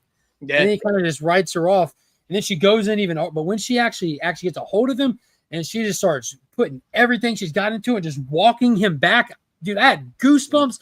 My daughter sat up in her seat. I sat up in my seat. I'm looking at Emma like, holy shit. Yo, like, it's funny that you said that. When he turned around, like I got goosebumps in that scene because that was like me when Captain America held Thanos's and Thanos when with the gauntlet and Captain America was holding it and Thanos looked like what the fuck, like what? Yeah. he just rocked him. But that's the same thing when Galactus looked at her. Yo, that was amazing. I loved how they all came together to strategize to take him down. Like with in the trailer, we see Thing running through the pillars, and it's just like, why is this guy running through pillars? Took out a whole building, right? To throw him off balance, so he could be like, oh shit. That was awesome. Hang on, I'm coming. Just boom, boom. Then you see the whole building list forward. I'm like, dude, this is good. And even Johnny, like that whole little, he hits it because he knows everyone, no one can hear him. He hits the wristband. Yeah. Tell Franklin Uncle Johnny loves him. It just takes off. I'm like, dude, every bit of this feels so heroic. It feels stoic. They're willing to put their lives on the line for their greater good. They're putting it all out there. They're actually getting somewhere doing it, you know. And he started the takedown too, going after Galactus's eyes. Yeah. Yeah. Oh man. What is going on, J-Man? Hello. Bumped up into F4 breakdown. Her voice is the ultimate turnoff for me. Oh man, that breaks my heart. Have you seen Mission Impossible 6 and 7? That's the ultimate turn on for me. Yeah, Vanessa was definitely MILF. Thank you, Gary. Yeah. Gary is actually a MILF aficionado. Yeah, for those that don't know. Yeah, you can't compare regular human women against Jessica Alba. LOL. Jessica's next level. I agree with that too. Shout out to Jessica. Was Gary Marvined out while watching? Yeah. Also happy they didn't do the nosebleed. Yeah, she just dropped. Yeah, that was cool too. It's like she just used too much. She just didn't have any more life left in her. Just took everything she had. But man, it was tough. Now, as far as the suits go, you know, I've been clowning on the suits all the way leading up to this. I've been calling the fantastic turtlenecks, and I'm going to tell you right now, after seeing it, not a damn thing is going to change about that. The suits match the world, I guess. The suits could have been better for sure, but I don't think they were bad. Don't get me wrong. And a lot of the stuff that I do and say on here is for my own personal entertainment, just to get reactions out of people. But I would love to have seen them maybe do a suit upgrade along the movie, because they even talked about suits. That was one of Johnny's things with his conversation with Reed. Yeah, he wanted spacesuit upgrade, and clearly Johnny, all of his clothes 4 years later are adapted for Johnny. All of Reed's clothes are adapted for Reed. If y'all notice, Johnny didn't burn off any of his clothes in this movie. Yep. The fire was on, his clothes didn't burn. When he was grabbing people and picking people up, you could see that he could control his fire enough to pull it off of his. Yeah, he pulled the fire back so he's not like burning people. So I thought the flame special effects looked fantastic. They look good with Chris Evans. So that they definitely look good. Yeah, you know what made me laugh? Because I'm not a fan of the humor in these movies. I'm a serious asshole. No, when the kids are like, pick up the car, they pick it up. They're like, throw the car. Yeah, that shit made me laugh. Oh, man. Yeah, the Sue speech was pretty good. Yeah, dude. I'm not going to sacrifice your world for my baby, and I'm not going to sacrifice my baby for this world. Yeah. Yeah, man, this movie's... She looks like a 50-year-old beanpole smoker. I'm not a fan. Wow. Oof. You should, if you that's what you think of her, you should watch Mission Impossible 6 and 7 in that order. Do you think we get one more Fantastic Four movie before? No, I don't think so because they said at the end that they'll be seen next in Avengers Doomsday. Yeah, that's the biggest. That's the saddest thing of this whole thing. We just got a great movie for a superhero movie. We got a really good superhero movie right here. And the best thing it had going for it, it was not connected to nothing. Right. It stood on its own. It doesn't contradict anything. It's its own thing. And it was so good. Like, think about it. Everyone watching right now, think about how you sat down, you watched that movie. Did it even dawn on you that this has nothing to do with nothing else at all? And how good it felt to walk out when you're thinking about it. You're thinking about when the movie started to the movie ending and nothing else. Now that's over. It's over already. We're done with that. Back to the stupid shit. That's what I loved about it, man. And I think they need to do more of that and like forget about the interconnectivity. V Kirby is hot as fuck. Once again, I agree with Drew. Yeah, man. That was the bright spot of this, where it was just like it was its own thing. Yeah, Paul. I loved it. I'm raising my grade to a 9. Like, take away that 8.5. My beanpole. Me and Paul were talking about this earlier. Not the beanpole, but we were talking about this earlier today. This is how you know that we're going right back to the stupid shit, guys. You know, the Disney being completely disconnected from reality when they're sitting around saying, "What do the Spider-Man fans want? We need a Spider-Man movie." I know. Let's adapt one Brand New Day. If I remember right, they love that. Let's do that. But then Paul brilliantly pointed out to me they've already done it. Their version of it. Everyone's been mind wiped. We're starting the Brand New Day. We're not doing the Brand New Day. It's been done. So I'm like, okay. So we'll see how it goes. We'll see how it goes. Yeah, and it's supposed to. Feige was talking about how it's like super street level. Did you see Feige said that he hasn't seen a single Marvel movie that he's liked? Oh my God. No.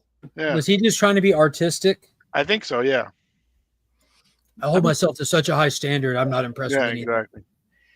Yeah, I could see that. Yeah, tell him to go talk to Alan Moore.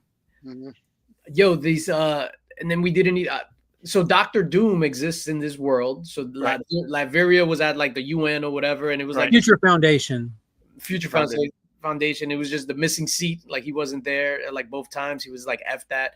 Which is funny. I thought that they were going to kind of like bring him in or something, or maybe reach out to like a representative from Latveria to put up one of those teleportation devices, the portal devices for Galactus. Yeah, I feel like those teleportation devices, right? So they needed everybody to shut off all their lights, right, and turn everything off and everything, right?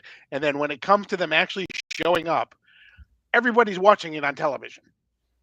It's like you're supposed to with the lights on. It's like you're supposed to have all your lights on. What are you trying to do? No, it was to build. Let me play the devil's advocate here again because of this unnecessary and offensively short runtime.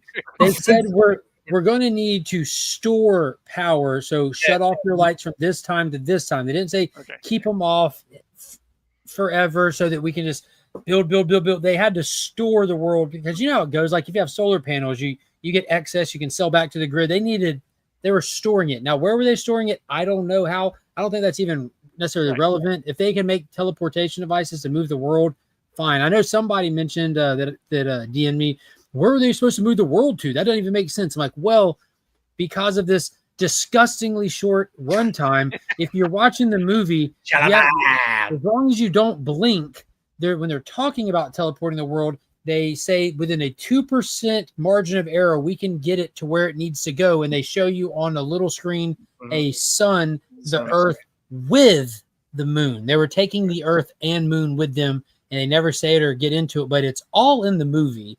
But they just keep it moving because of this. So I'm sensing you didn't like the stupidly short runtime. I'm sensing you didn't like the runtime. Wasn't a fan. Vastly superior to all previous attempts. Facts. Fair enough. So RDJ just Victor in this universe and not Iron Man from the main. Dude, I'll be honest with you, Corbin. I don't think that I bet it's going to be one of those things where like, you know, when Don Cheadle walked in Iron Man 2 and RDJ's like, I didn't expect to see you here. He's like, Well, I am here.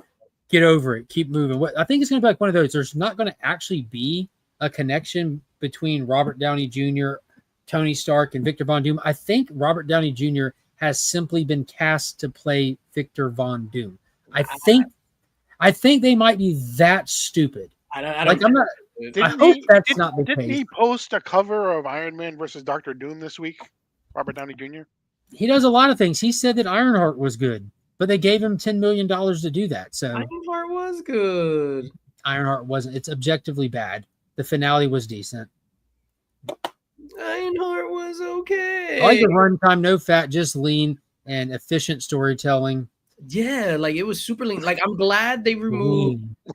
When Mark spends that much money, he expects to be there for the day. My God, did I just tell y'all how much money I spent in the theater this month? Yeah, no, but so you could have added another half an hour of like dumb stuff, and then we wouldn't be over here like glazing this movie, which glazing for a good purpose. I think them removing John Malkovich's scene probably helped a lot and like streamlined that whole thing. We didn't even talk about Mole Man, who was hilarious. Mole Man was funny. Him like poking at Reed. Yeah, we had all of the whole Subterranea. Mm-hmm. I thought that was super smart. They the way that they packed it into the front end, he looked great. Mm-hmm. Proper glasses. I like that they just use it as again kind of just like an existing plot device versus a character or a story that you feel like you missed out on. Nobody wants to pay the kind of money I paid to the Regal Cinema this month to see Mole Man. No, I mean, you know, there's one Mole Man fan out there like, oh my God, it's like justice for Mole Man. Finally. Unless they actually make him the villain, then they're going to come out of the woodwork everywhere. Oh, Mole Man's my favorite villain ever. Finally, like, you know. Get out of here. Yeah, heaven and earth was said many times, and dude, I got to tell you, like, I watch for this stuff. Like, Get out to the firmament. The culture war stuff is a real thing, and Disney has been participating in it for the past 5 years. And at the end of last year, the beginning of this year, Bob Iger said that we're done doing that. We're done doing the culture wars. And in this movie, there was something present that you won't see in the past handful of years of the MCU. And if you think I'm wrong, go back and watch it. It's like they're allergic to having any kind of like pride for their country. But this movie had United States of America written on stuff. There was American flags. There's a Statue of Liberty. They say heaven and earth. It's like, hey, we can stop being psychopaths now and get back to like not being so divisive and trying to shy away from things that aren't even offensive. Because when you shy away from things that aren't offensive, you're creating this fake offense to them that people latch onto. So I like that they leaned into being normal. Yeah, and I noticed that, especially with the United States written on the rocket when they went to space. Yes. It was like prominent in the shot. Yeah. Boom. It was like, Blowing oh, up. that's dope. Yeah. Some of it is in the movie, but Galactus. Some of it is in the movie, but Galactus can move through space at light speed. But when he gets to Jupiter, it takes forever to get to Earth. To be fair, it took him a long time to get there because they did a lot in that time era. Like there's a lot of time jumps in this movie. Keep in mind, Sue peed on a stick, which I'll have you. Pedro, in his infinite wisdom, grabbed it by the pee end. Because as soon as she held up the pregnancy test and he grabbed it, I said, ew, there's pee on that.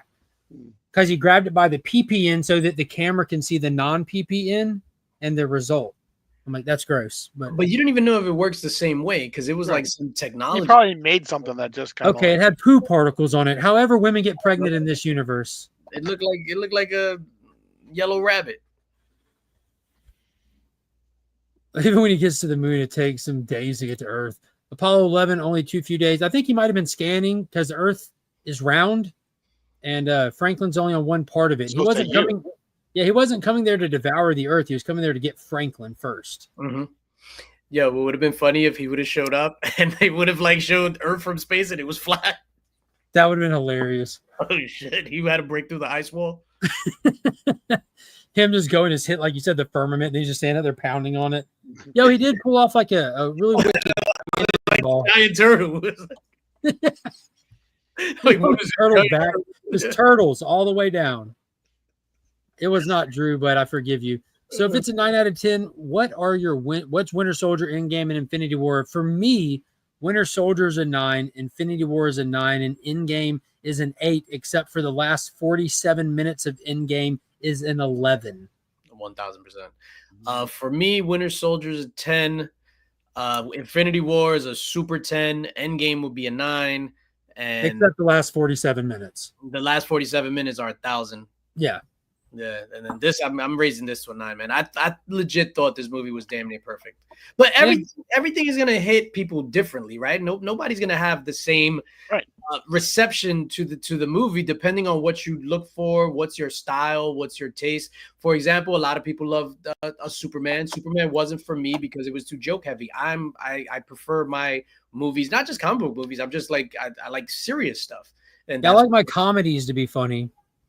Yeah, I've never been like, I've never been a comedy guy, like over the top comedy.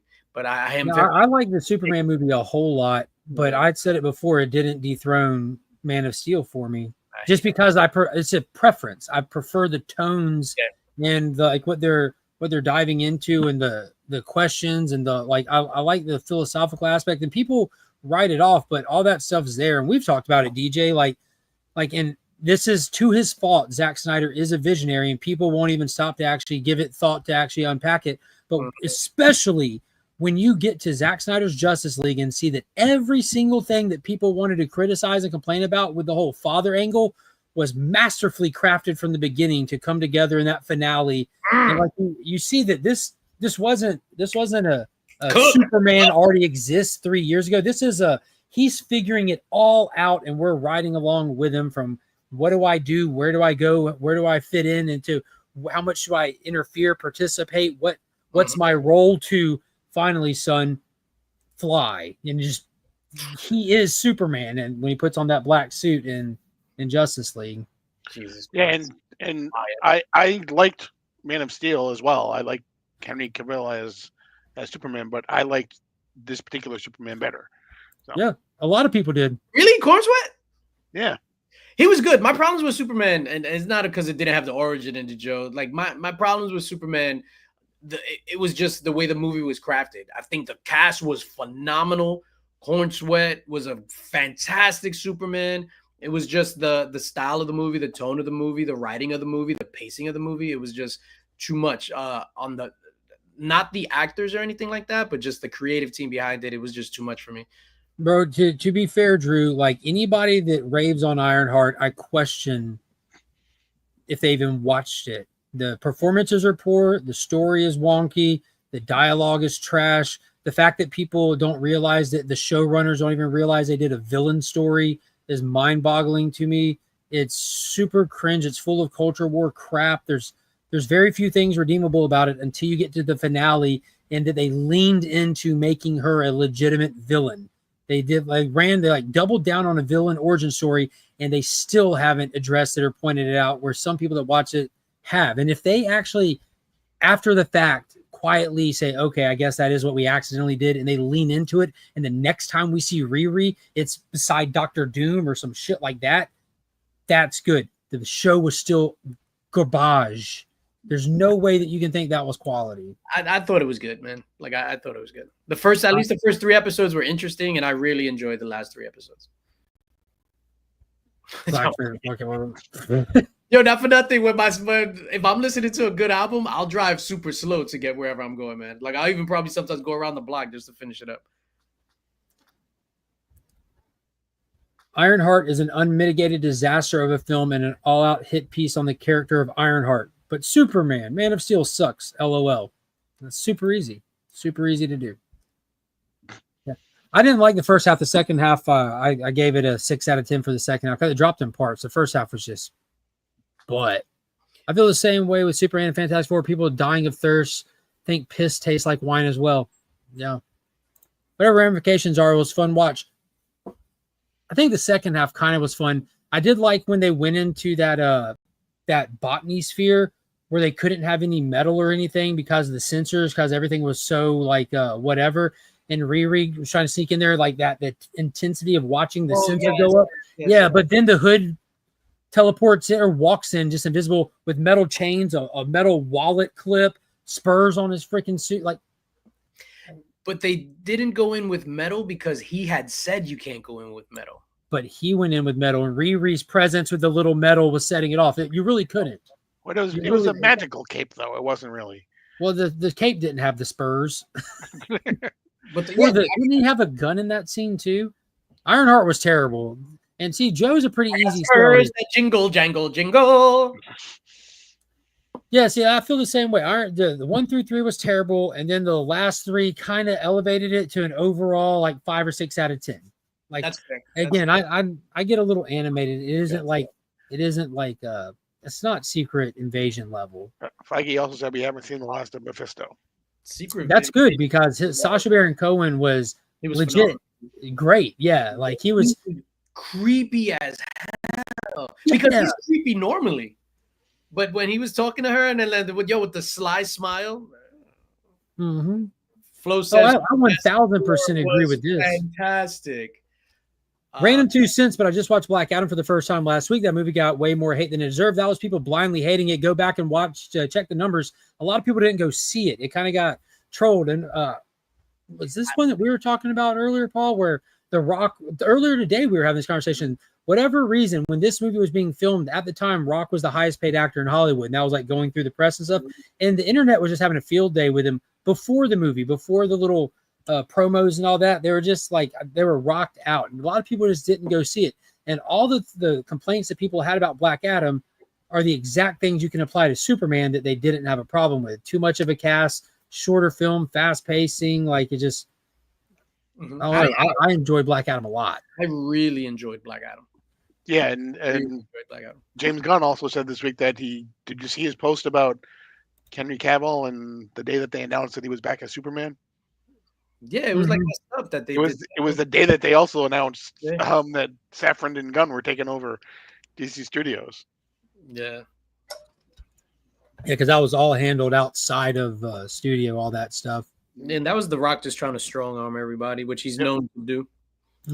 A 7 out of 10 movie can get me to go see it again at theaters. I could care less to see either of them again. That's fair. A 7 out of 10 movie can definitely get me back to the theater, but it's very rare. Yeah. Like, to be fair, Superman I watched twice so I could take my mom to see it. Since I saw Black Adam twice because me and the wife went and saw it on premiere night to see if it was okay for the kids to watch it, and it was. So we took the kids back the following Tuesday to see it. But other than that, like Avatar, I saw Avatar like in the first weekend. I saw Avatar 2 like multiple times, like 3 times. And Avatar 3, Fire and Ice, I'll see multiple times as well. It's too much movie. It's a proper movie. 3 hour and 16-minute runtime for Avatar 3. Let's freaking go. Avatar 3 starts on Saturday morning, ends on Monday afternoon. Yeah. That trailer first, so in the theater, this is weird, right? So we go in, they start playing trailers, but the lights are all on. So they showed the teaser for the Odyssey, the lights are on, like all these movies, the lights are on. That's so, dude, Bernthal's dialogue in that Odyssey teaser. Oh my God. He has this way about him where he doesn't have to look at you to give his dialogue because Holland's next to him.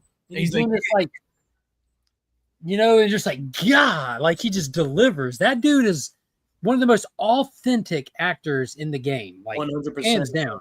So they shut the lights off right before they put Avatar. And I'll be honest, I'm not the biggest Avatar fan in the world.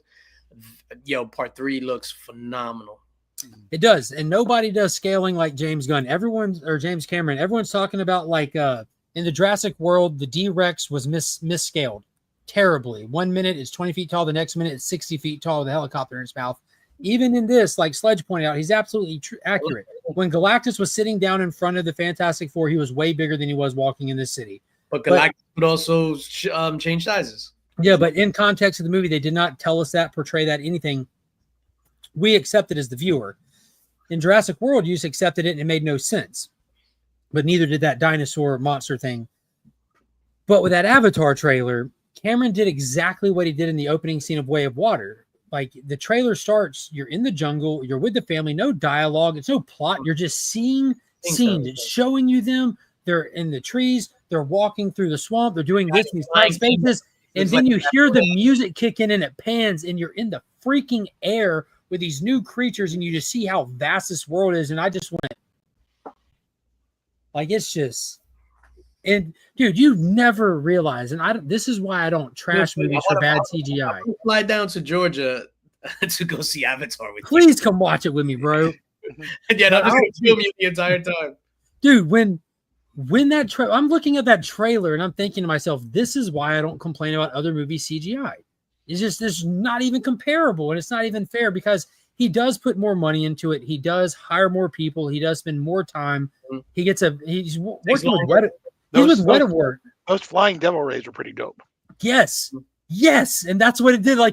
And that's what they scaled us with. Boom. Those flying devil with the travelers on it. They're supposed to be. I'm like, oh my God. And Varang looked intense. The footage of them fighting inside of this volcano with all the stuff going on around. I'm like, is this a cosmic vortex inside of a volcano that him and Quaritch are fighting in? It's just, dude, I went from 6 to midnight. I even put up a post. I saw it on X. This guy said, I can't even believe this. Some guy in the theater next to me literally did this when the Avatar trailer came on, and it showed a diagram of a person sitting up in their seat.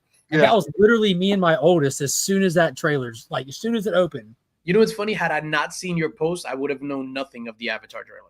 Mm-hmm. So that's why when I went into it, I was just like, yo, they need to shut the lights off before the trailer. They did. They did for mine too. It was like they shut them off. James Cameron saying, "I am part of this movie."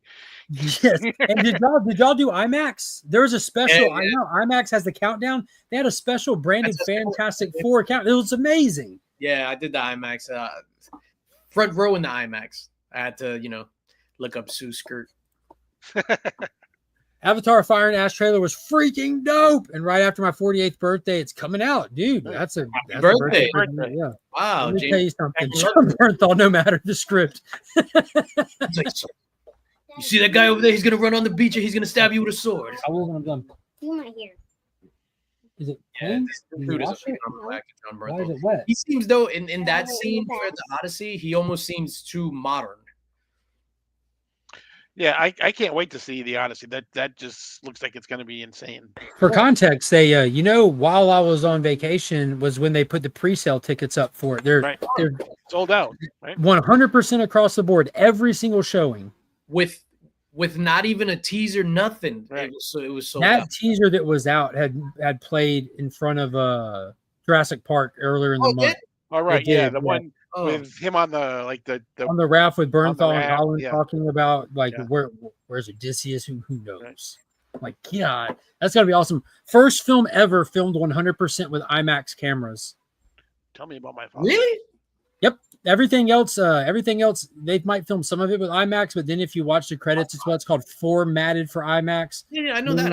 Avatar 2 was No, James Cameron invented new cameras. He doesn't simply use IMAX cameras. James Cameron literally engineered brand new camera technology to film Avatar and Avatar 2 with, which I'm sure he's doing the same thing with 3. It leans into that high frame rate, super high pixel rate 3D effect. That's how he brings that depth of realism to it. Whether you're watching it in 3D or not, with it being so much CG, that's how he gets that true depth of realism, because he's using those in a real stage. He's not green screening stuff. He has people in mocap suits on almost like foam PVC stages with props and everything. They build real ekrins and stuff, and then he just paints over it all somehow. It's insane. Lincoln Square in NYC, biggest IMAX screen in the country. That's not the biggest IMAX screen in the country. The biggest IMAX screen in the country is in Pooler, Georgia. Yeah. Lincoln Square flooded last week. Oh, wow. They should have had a bigger IMAX screen. Everyone could have got on it. I love your excitement for Avatar 3, but it didn't get me excited. I'll go see it, but not exactly. Dude, that's fair, dude. I have this unusual passion for this space for Avatar. I don't have an unusual passion for Avatar. Check the records. Check the score. Can I be honest? Yeah, please do. I really like Avatar 1. Who doesn't? The only people that don't are people that are just. All my Avatar hate, that's just for entertainment. Even though Avatar 2 could have been shaved off, like a whole hour and a half could have been shaved off Avatar 2. Yeah, but James Cameron gets his audience in a sense that he knows you're going to watch it, and movies only come out so often. So why would you leave anything on the table? And what really for me, Friday. Bro, I don't need to see the sun swimming for a half an hour, dude. Because Pandora, this is one of those rare times where this guy didn't just write a movie. He created an entire world on paper before he ever started this. Go back. Michael Bain will tell you. Kyle Reese himself will tell you a story about from when he walked in James Cameron's trailer on the set of Terminator 1 to ask him a question about Terminator, and he was writing Avatar in between taking shots of Terminator 1. Seriously? Yes, that's how much James has put into this. Every single animal has a full taxonomy to it. Every plant, everything, like the entire world has a history. Like it's none of this is mailed in. Like it's an entire world. And for people that get into this movie to the depth that they do, the depth that I admittedly do, it's because it's so vast. Like I literally go out and buy like these things when they come out and stuff because the world's so big. I want to know more, and it takes you through every animal, every plant, and not even all of them, but like it's literally like the taxonomy book and stuff. And all of these creatures are in the movie, and you can almost see like an evolution line through their designs and stuff, from the smaller stuff to the big stuff. It's Shalaba. so when you're getting all these what would feel like not necessarily as meaningful plot scenes, it's doing a lot of just letting you experience the world like an old school IMAX would do. You would just go in and watch an under the sea video and this and that. You're getting the full experience. So then I could be like, damn, this scene is super boring, but there's a whole taxonomy on that fish, so it makes it more exciting. I wonder what clade it's in. But that to me is what movies is all about, right? It create and the good ones create this world that you can just lose yourself in, right? That's true. Yeah, and that's the thing, because it's the most immersive modern day film franchise we have. It really is. And just think of all those little scenes that you had in it, where like how much time they spent with watching them swim. You know, when they first dove in, you could have just let them dive in and get the idea. We get it, they're swimming, but they swam. You saw them interact with some of the marine life and all this stuff. And then by the end of it, we just spent 3 hours with this cast that you're introduced to these kids for the first time. And when Natayam dies, watching Natiri's reaction when Zoe Saldana should have caught a nom for that, because she snapped. I agree with you 100%. And I think I'm kind of tired of her acting really well as Natiri. Dude, Lioness, like she's good. Yeah. So that scene, was it from Avatar 1 that was going around, and it shows the behind the scenes with her with just the dots, and she's doing.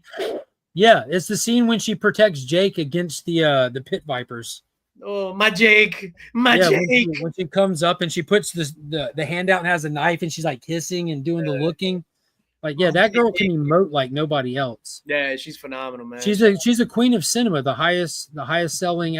That's a lie that went out about Scarlett Johansson taking. There's no way that's accurate, and if it is accurate, it's only till December. I think it was Scarlett. Yeah, it's gonna be Zoe, but it was Scarlett because of Jurassic Park. They said that World put her over, but I don't see how, because Zoe Saldana's got the Guardian films, did decent, but she's got the Avenger films with Scarlett, but she has both Avatar movies already. Not the first two Avengers films. Just the back two. Right. Yeah, back two.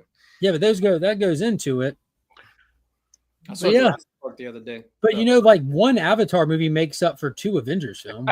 It does. We're just talking about Avatar equals two Avengers. Well, it does, because the Avengers movies, the first one made $1 billion, right? And the second one made $1 billion, so that's almost Avatar 2. What did Avatar 2 make? Like 2.3. And I mean, just to be fair, and this is I don't know if Avatar 1 is sitting over $3 billion right now, and they're both going to go up come December because they're going to be re-released. They better be. Just because a movie makes a lot of money doesn't necessarily mean that it's a good movie. Obviously, in the case of Avatar, that's whatever. No, because a lot of people say that and they just go toward the numbers, right? And it's just like, oh, but this made this. It's like, it doesn't matter. The shit was still trash. Yeah, I 1000% agree. But I love, because I don't believe that's true, that money doesn't equal quality by any stretch of the imagination.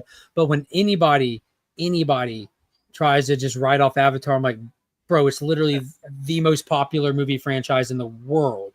Like, not just in numbers, but in ticket sales. Like, it shows you in just two movies. Like, literally, the first movie they put out is the highest grossing movie in the world. That means not only did a lot of people see it, a lot of people went back to see it and back to see it and back to see it and wanted more of it and more of it. Like, I think the best way to is look at ticket sales, not dollars, but how many tickets were sold. If you do that, Man of Steel crushed the new Superman. Just on straight, like twice as many people went to see Man of Steel than they did James Gunn's Superman. So that again is to like the damage that was done to the brand and everything. But can you imagine if you adjusted Avatar 1 for inflation right now? Holy shit. It might be a $4 billion movie. Yeah. I'll let that one go. I was gonna say something. Say it, I dare you. No, I can't. You get banned. Then don't say it. Yeah, this is the first time I actually set up this way, facing the opposite way, where people could see like the movie statues. The movie statues are super awesome. Is your room set up in a way that you can easily change them out? I don't. I mean, if I had other statues, I can easily change them. So if you adjusted Avatar 1 for inflation and to where we sit right now, $4.48 billion movie. Jesus Christ. Now that's a little bit wonky because some of that money was made when Avatar 2 came out. They re-released it. It didn't make a billion when they re-released it. It made a couple $100 million, you know. Like it made more than a lot of movies make on their first go of it. Just because you're on the Win is still number one, yeah. Yeah, I was about to say that. I was gonna say just because you're on there, like what would Wizard of Oz be right now? Like I legit think Wizard of Oz and the original King Kong are like 1 and 2, 1A and 1B, greatest movies ever made. I think Gone with the Wind, I think, is actually the number one movie. Adjusted for inflation, Wizard of Oz has earned approximately $97 million from its various theatrical releases. However, this figure doesn't include earnings from home videos and other stuff. Gotcha. I'm surprised by that. So original release was $35.3 million. That's crazy. Let's see what Gone with the Wind is. That's when you can buy a soda float for a Adjusted for inflation, Gone with the Wind remains highest grossing film of all time. Its worldwide gross is estimated to be around $4.45 billion. And I just checked Avatars and it's at 4.48. So looks like Avatar. Yeah, so come December, when Avatar 1 is re-released, it will take the mantle from Gone with the Wind. That's crazy. Gone with the Avatars. Jurassic Rebirth, I have only seen one time. It just did not go good for me, and that D-Rex was so disappointing. Jurassic World, like I saw when I was getting a haircut, they had a bootleg playing, and it just looked trash. It wasn't the best. It definitely. So, like, dude, if I'm doing the stacking order, like, I know a lot of people, it's the best one since Jurassic World. Dude, I like Jurassic Park, then Jurassic World, then the Lost World, then Jurassic World Dominion. Yeah, that last one they did, it was like the end game where they brought in the whole cast. I like that one a lot. Then Rebirth, then 3, then Fallen Kingdom. But dude, Dominion's high up for me. That one was fun. You had Chris Pratt driving a motorcycle through like the streets with raptors chasing him. That was the second one, right? No, that was the second to last one. Dominion that had Sam. They had the original cast. How many was Chris Pratt in? 3. It was in the third. The third one Pratt was in. Yeah, the middle one was butt. It was not good. It was butt. I watched Jurassic Park on the plane last week or whatever it was. The first one, phenomenal. Still phenomenal. The story about how Stan Winston was just like, fuck. You heard about that story, right? Nuh-uh. Really? So Jurassic Park is the first, because Stan Winston was doing all the practical effects with all the dinosaurs and all that stuff. So there was a guy that was just like, yo, look at what I could do with this CGI dinosaurs. And Stan Winston was just like, nah, bro, like get that shit out of here. So then that dude and his team, like the suits were coming to come see like the progress on the movie. And they just let it play on the TV, like in the what do you call it? Like test footage of the dinosaur, of the T-Rex walking. So they just let that play in the TV. So when the suits walk in, they were like, what is this? And they were like, oh, we could do this, this, this. And immediately they were like, we need to do this. And that Stan Winston left furious. And then he came back in and he was just like, okay, I'm on board. Because it was like his whole shit is practical effects. And it was just like, that was almost the death of practical effects. Yeah, that would have been bad. I can still remember the first time I saw that brontosaurus stand up to grab the leaves off the tall tree. Mm-hmm. Yeah, that was wild. It holds up till today. That's the crazy part. Mm-hmm. I think movies like that, where like Predator holds up to today, because it's not set in a time, like it's set on an island and it's just foliage and stuff like that. So for me, any movie that's a jungle movie, it's like it could be timeless, like just like King Kong. Tropic Thunder. Yeah, exactly. Tropic Thunder. Go. Yeah. Well, before we get out of here, because I do want to say I got the Herbie popcorn bucket if you want to see it. Do you have it? Oh yeah, that's you. No, I got the picture of it. Yeah, pull it up.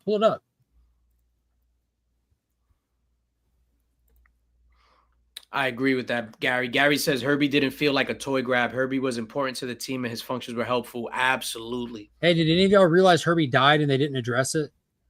He died? When was the last time you saw Herbie? Right before he died. I don't know. Exactly, bro. He was sitting there with Franklin in the building and he dropped the shields to the window and Galactus' hand comes in and grabs Franklin and Herbie and comes out and just trusted everything but Franklin. Yeah. Herbie died. They never addressed it, never said anything.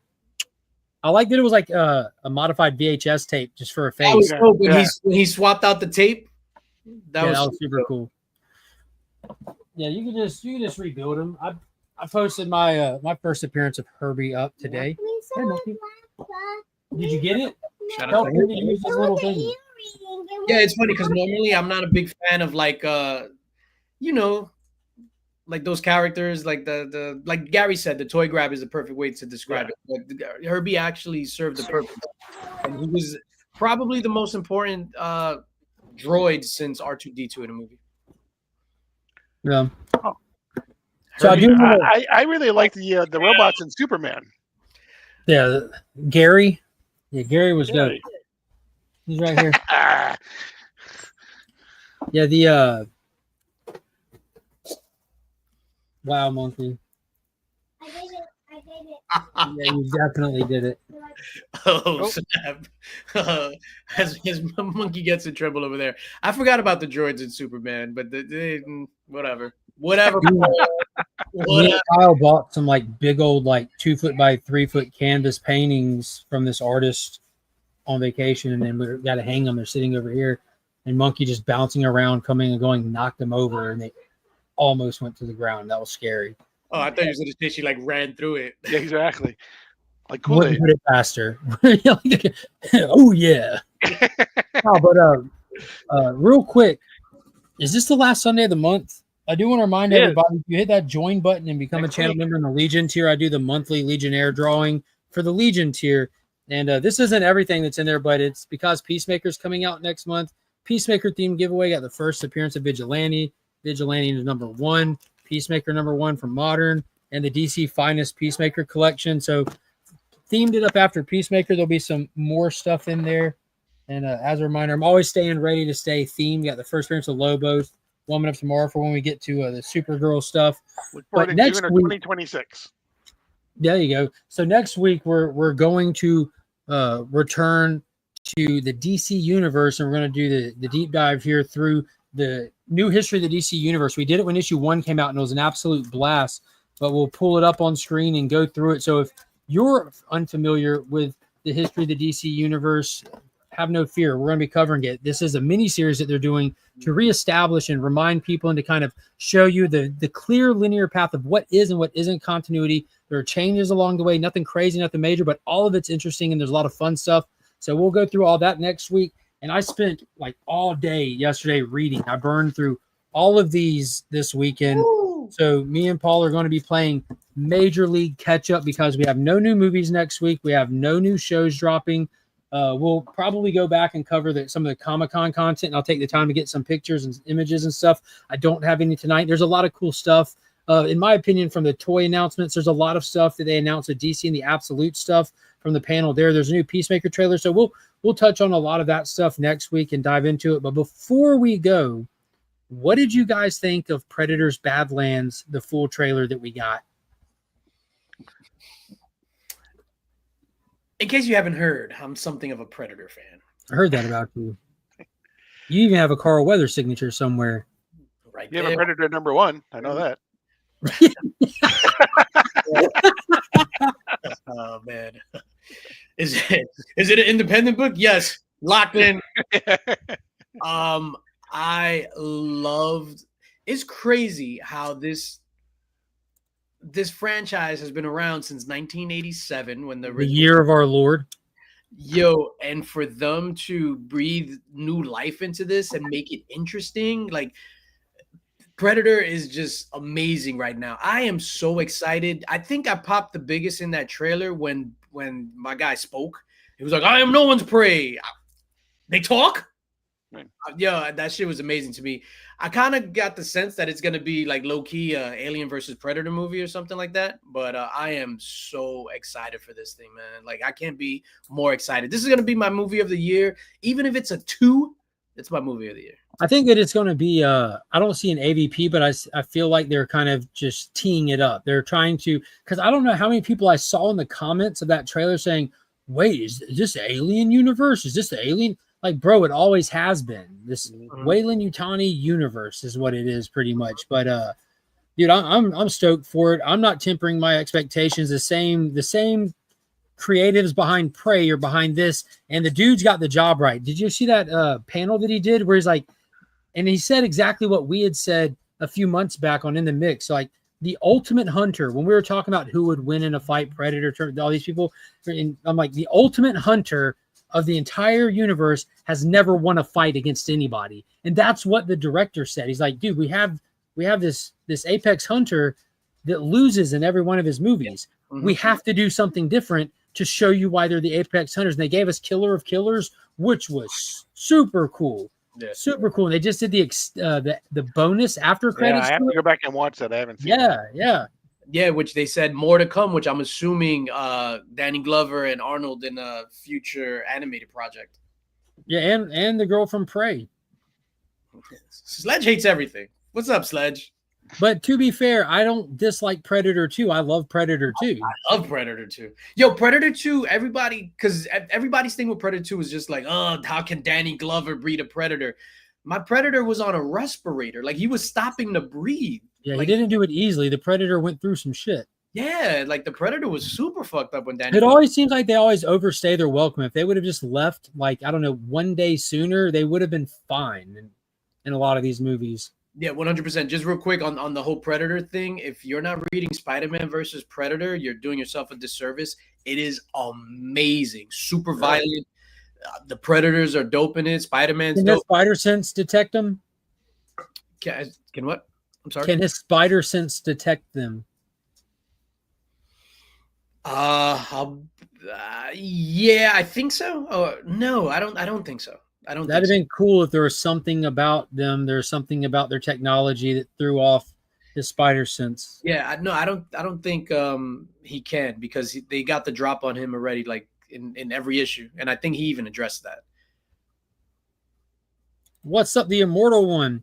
But yeah, the Tron Ares new trailer was just jaw dropping, like absolute jaw dropping. Yeah, like I'd never seen either of the Trons, but that trailer is like, oof.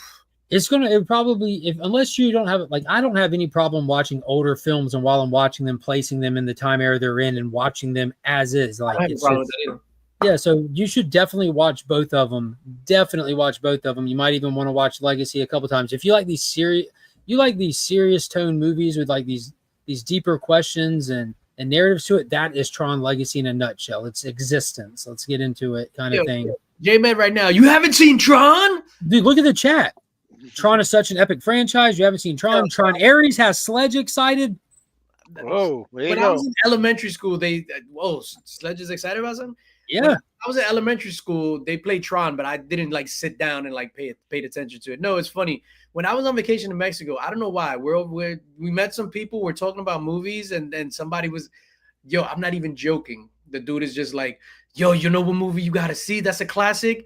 Tombstone, bro. Oh. And I was like, I never seen Tombstone, and everybody at the table was like, "You never seen Tombstone?" I was just like, "Yo, what the fuck?" Yeah, it's one of the a whole different country, and I'm still gay. It's great, dude. What's cool about Tron, and it's unfortunate because I know you wouldn't be able to do this, but like if you watch them close enough together, I would love to talk to you about them because I get into Tron like I get into Avatar, like comic book passion for this stuff outside of comic book kind of thing. But when you watch Tron, you get a look at all these vehicles, all these different things that exist on the grid inside of these operating systems. And then when you watch Legacy, you get a better look at it, a better scope of it, scale of it, what it means. And there's these vehicles that are on the light rails. It's basically a train. It's just a thick beam of light with a vehicle that travels on the light. It's phenomenal. You see how big those things are and how they're solid objects and how like these programs are able to walk on them. But in the original Tron, they're on one of them. Tron and Flynn are on it. and the bad guys are coming, and they have to hop rails. And Flynn, not being a program, being a user, he actually crawls down and he puts his hand into the light, and he puts his hand out and he bridges them, and he hops the train onto a different rail. In the original, it's super cool. But once you see Legacy and you think for 1 second what he actually just did, and you're able to put it into like your mind's eye of like how big of a deal that really was. And when you watch Tron again and you see him, like you see Jeff Bridges like yelling, trying to do it, you can just like, it's like your imagination fills in the time gap for you. And it's just like, holy shit. Yeah, no, don't get it twisted. I'm not like anti-Tron for some reason. Like I never saw the first one, and when Legacy came out, like I wanted to revisit the first one or see it for the first time, I should say, and I just never got a chance to it. But Tron Ares looks absolutely phenomenal. Yeah. Like that trailer, like I would go see that without even seeing the other two, just because that trailer was so fire. Don't do that. No, I know. I'm just saying. Yeah. Whatever you do, do not see Tron Ares without watching Tron Legacy. And Tron Legacy has an intro that you can skip the original in all sincerity, because it does an exposition of it. It's been so many years, in 19 and he's like, what is Jeff, Fantastic Four? It's Jeff Bridges talking. It's Jeff Bridges talking to his kid, and he's like, that's the day you got in. That's the day I got in. So you get an idea of everything. Oh, dude, thank you so much. I did the same thing with the Superman movie. Check it out as well. That one hit over well over 8,000 views. I'm like, good God. You said it was good. It was good. No, it wasn't. That shit was trash. I hated that movie. I'm sorry for you. I really do hate that you did, man. I had a blast with it. But I think a lot of it is like I'm like Paul as well. We're like really, really, really steeped in DC lore and have been for a long, long time. So it's one of those things, like it's just so easy to fill in anything that's missing. Same thing with Black Adam. Like these JSA characters on screen, they didn't have to tell me fuck all about them. From the moment they stepped on screen, I had it all. So everything they did had already been pre-serviced, and it was just, so when they had Mr. Terrific on there, Hawk Girl in there, Guy Gardner, and the fact that Guy Gardner like legitimately didn't piss me off as being a bad representation of him, I'm like, this is crazy. Like this is. Yeah, I'll be honest. I enjoyed Black Adam more than I did Superman, way more than I did Superman. They're right close to each other for me. I think Superman kind of delivered by not having the little kid in it. The little kid in Black Adam got a little much for me. Gotcha. Yeah, we hate children. Yeah, if they're not my own, yes, no secret. But yeah, the fight scenes in Black Adam were far superior to Superman. Like not even close. Like the Hawkman and Black Adam fights, and even when all of them are fighting against Sabbac and the Dr. Fate stuff supersedes the Green Lantern stuff we saw. The Hawkman and Black Adam stuff supersedes anything between Ultraman and Superman. Just the choreography, the creative camera angles that a lot of Black Adam had the wins in the action department. The chase scene, even like when he's going after those light bikes and just hauling ass because the kid's there and just speeding up and just reaching out and just ripping them open and just tossing people. Like, dude, yeah, it was Black Adam was tough. His intro, shit, when he came out of the mountain. Yo, that was amazing. Yeah. That was like one of the best superhero like intros in like superhero movies. And I had said that when I had saw Black Adam, because I had went to the premiere, I saw it early, and that shit was just fire. It had nothing to do with The Rock in the same building. And it had nothing to do with me meeting Aldous Hodge at La Nona. Dude, he stole the show, dude. 100%. And it's kind of like it sucks that we haven't seen him in anything since, because he's a phenomenal. He was in Star Trek. Or was that before Black Adam? That was after Black Adam. Yeah. All right. Well, we're almost at the 2-hour mark. We're about to make like a baby and head out. Guys, tomorrow there's a video dropping. If you're a channel member in the Legion tier, you already have access to it.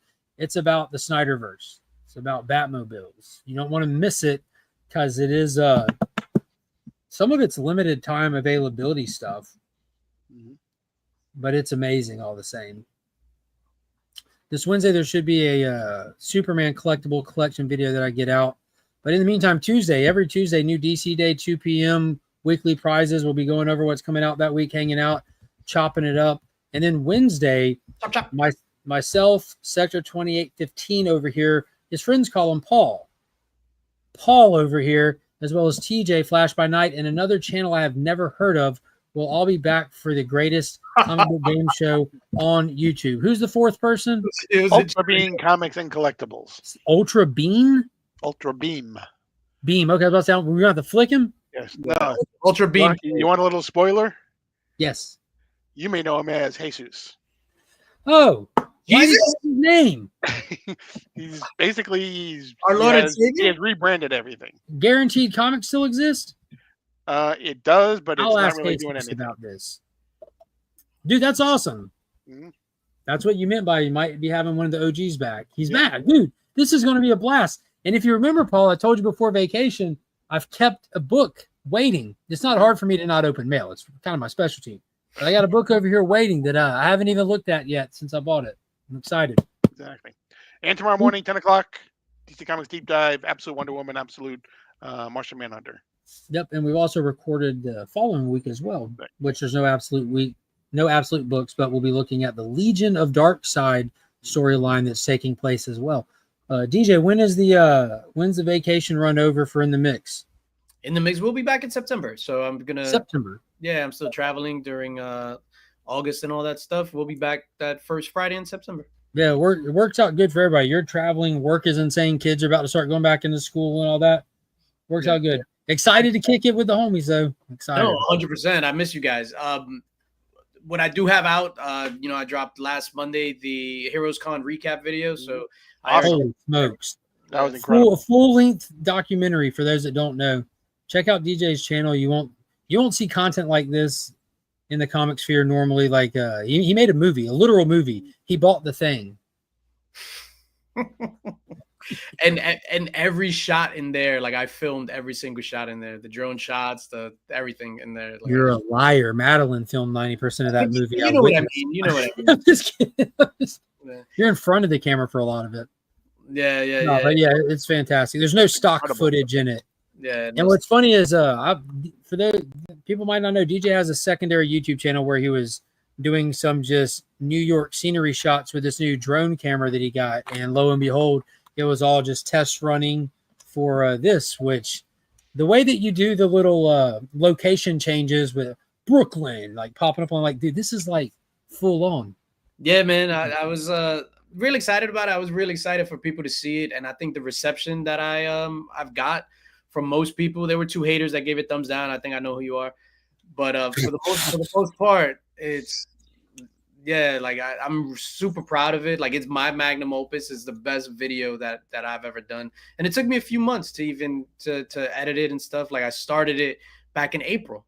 You know what I mean? And I had all this stuff in my brain, and I'm super proud of it, man. I hope people go and watch it. You should be.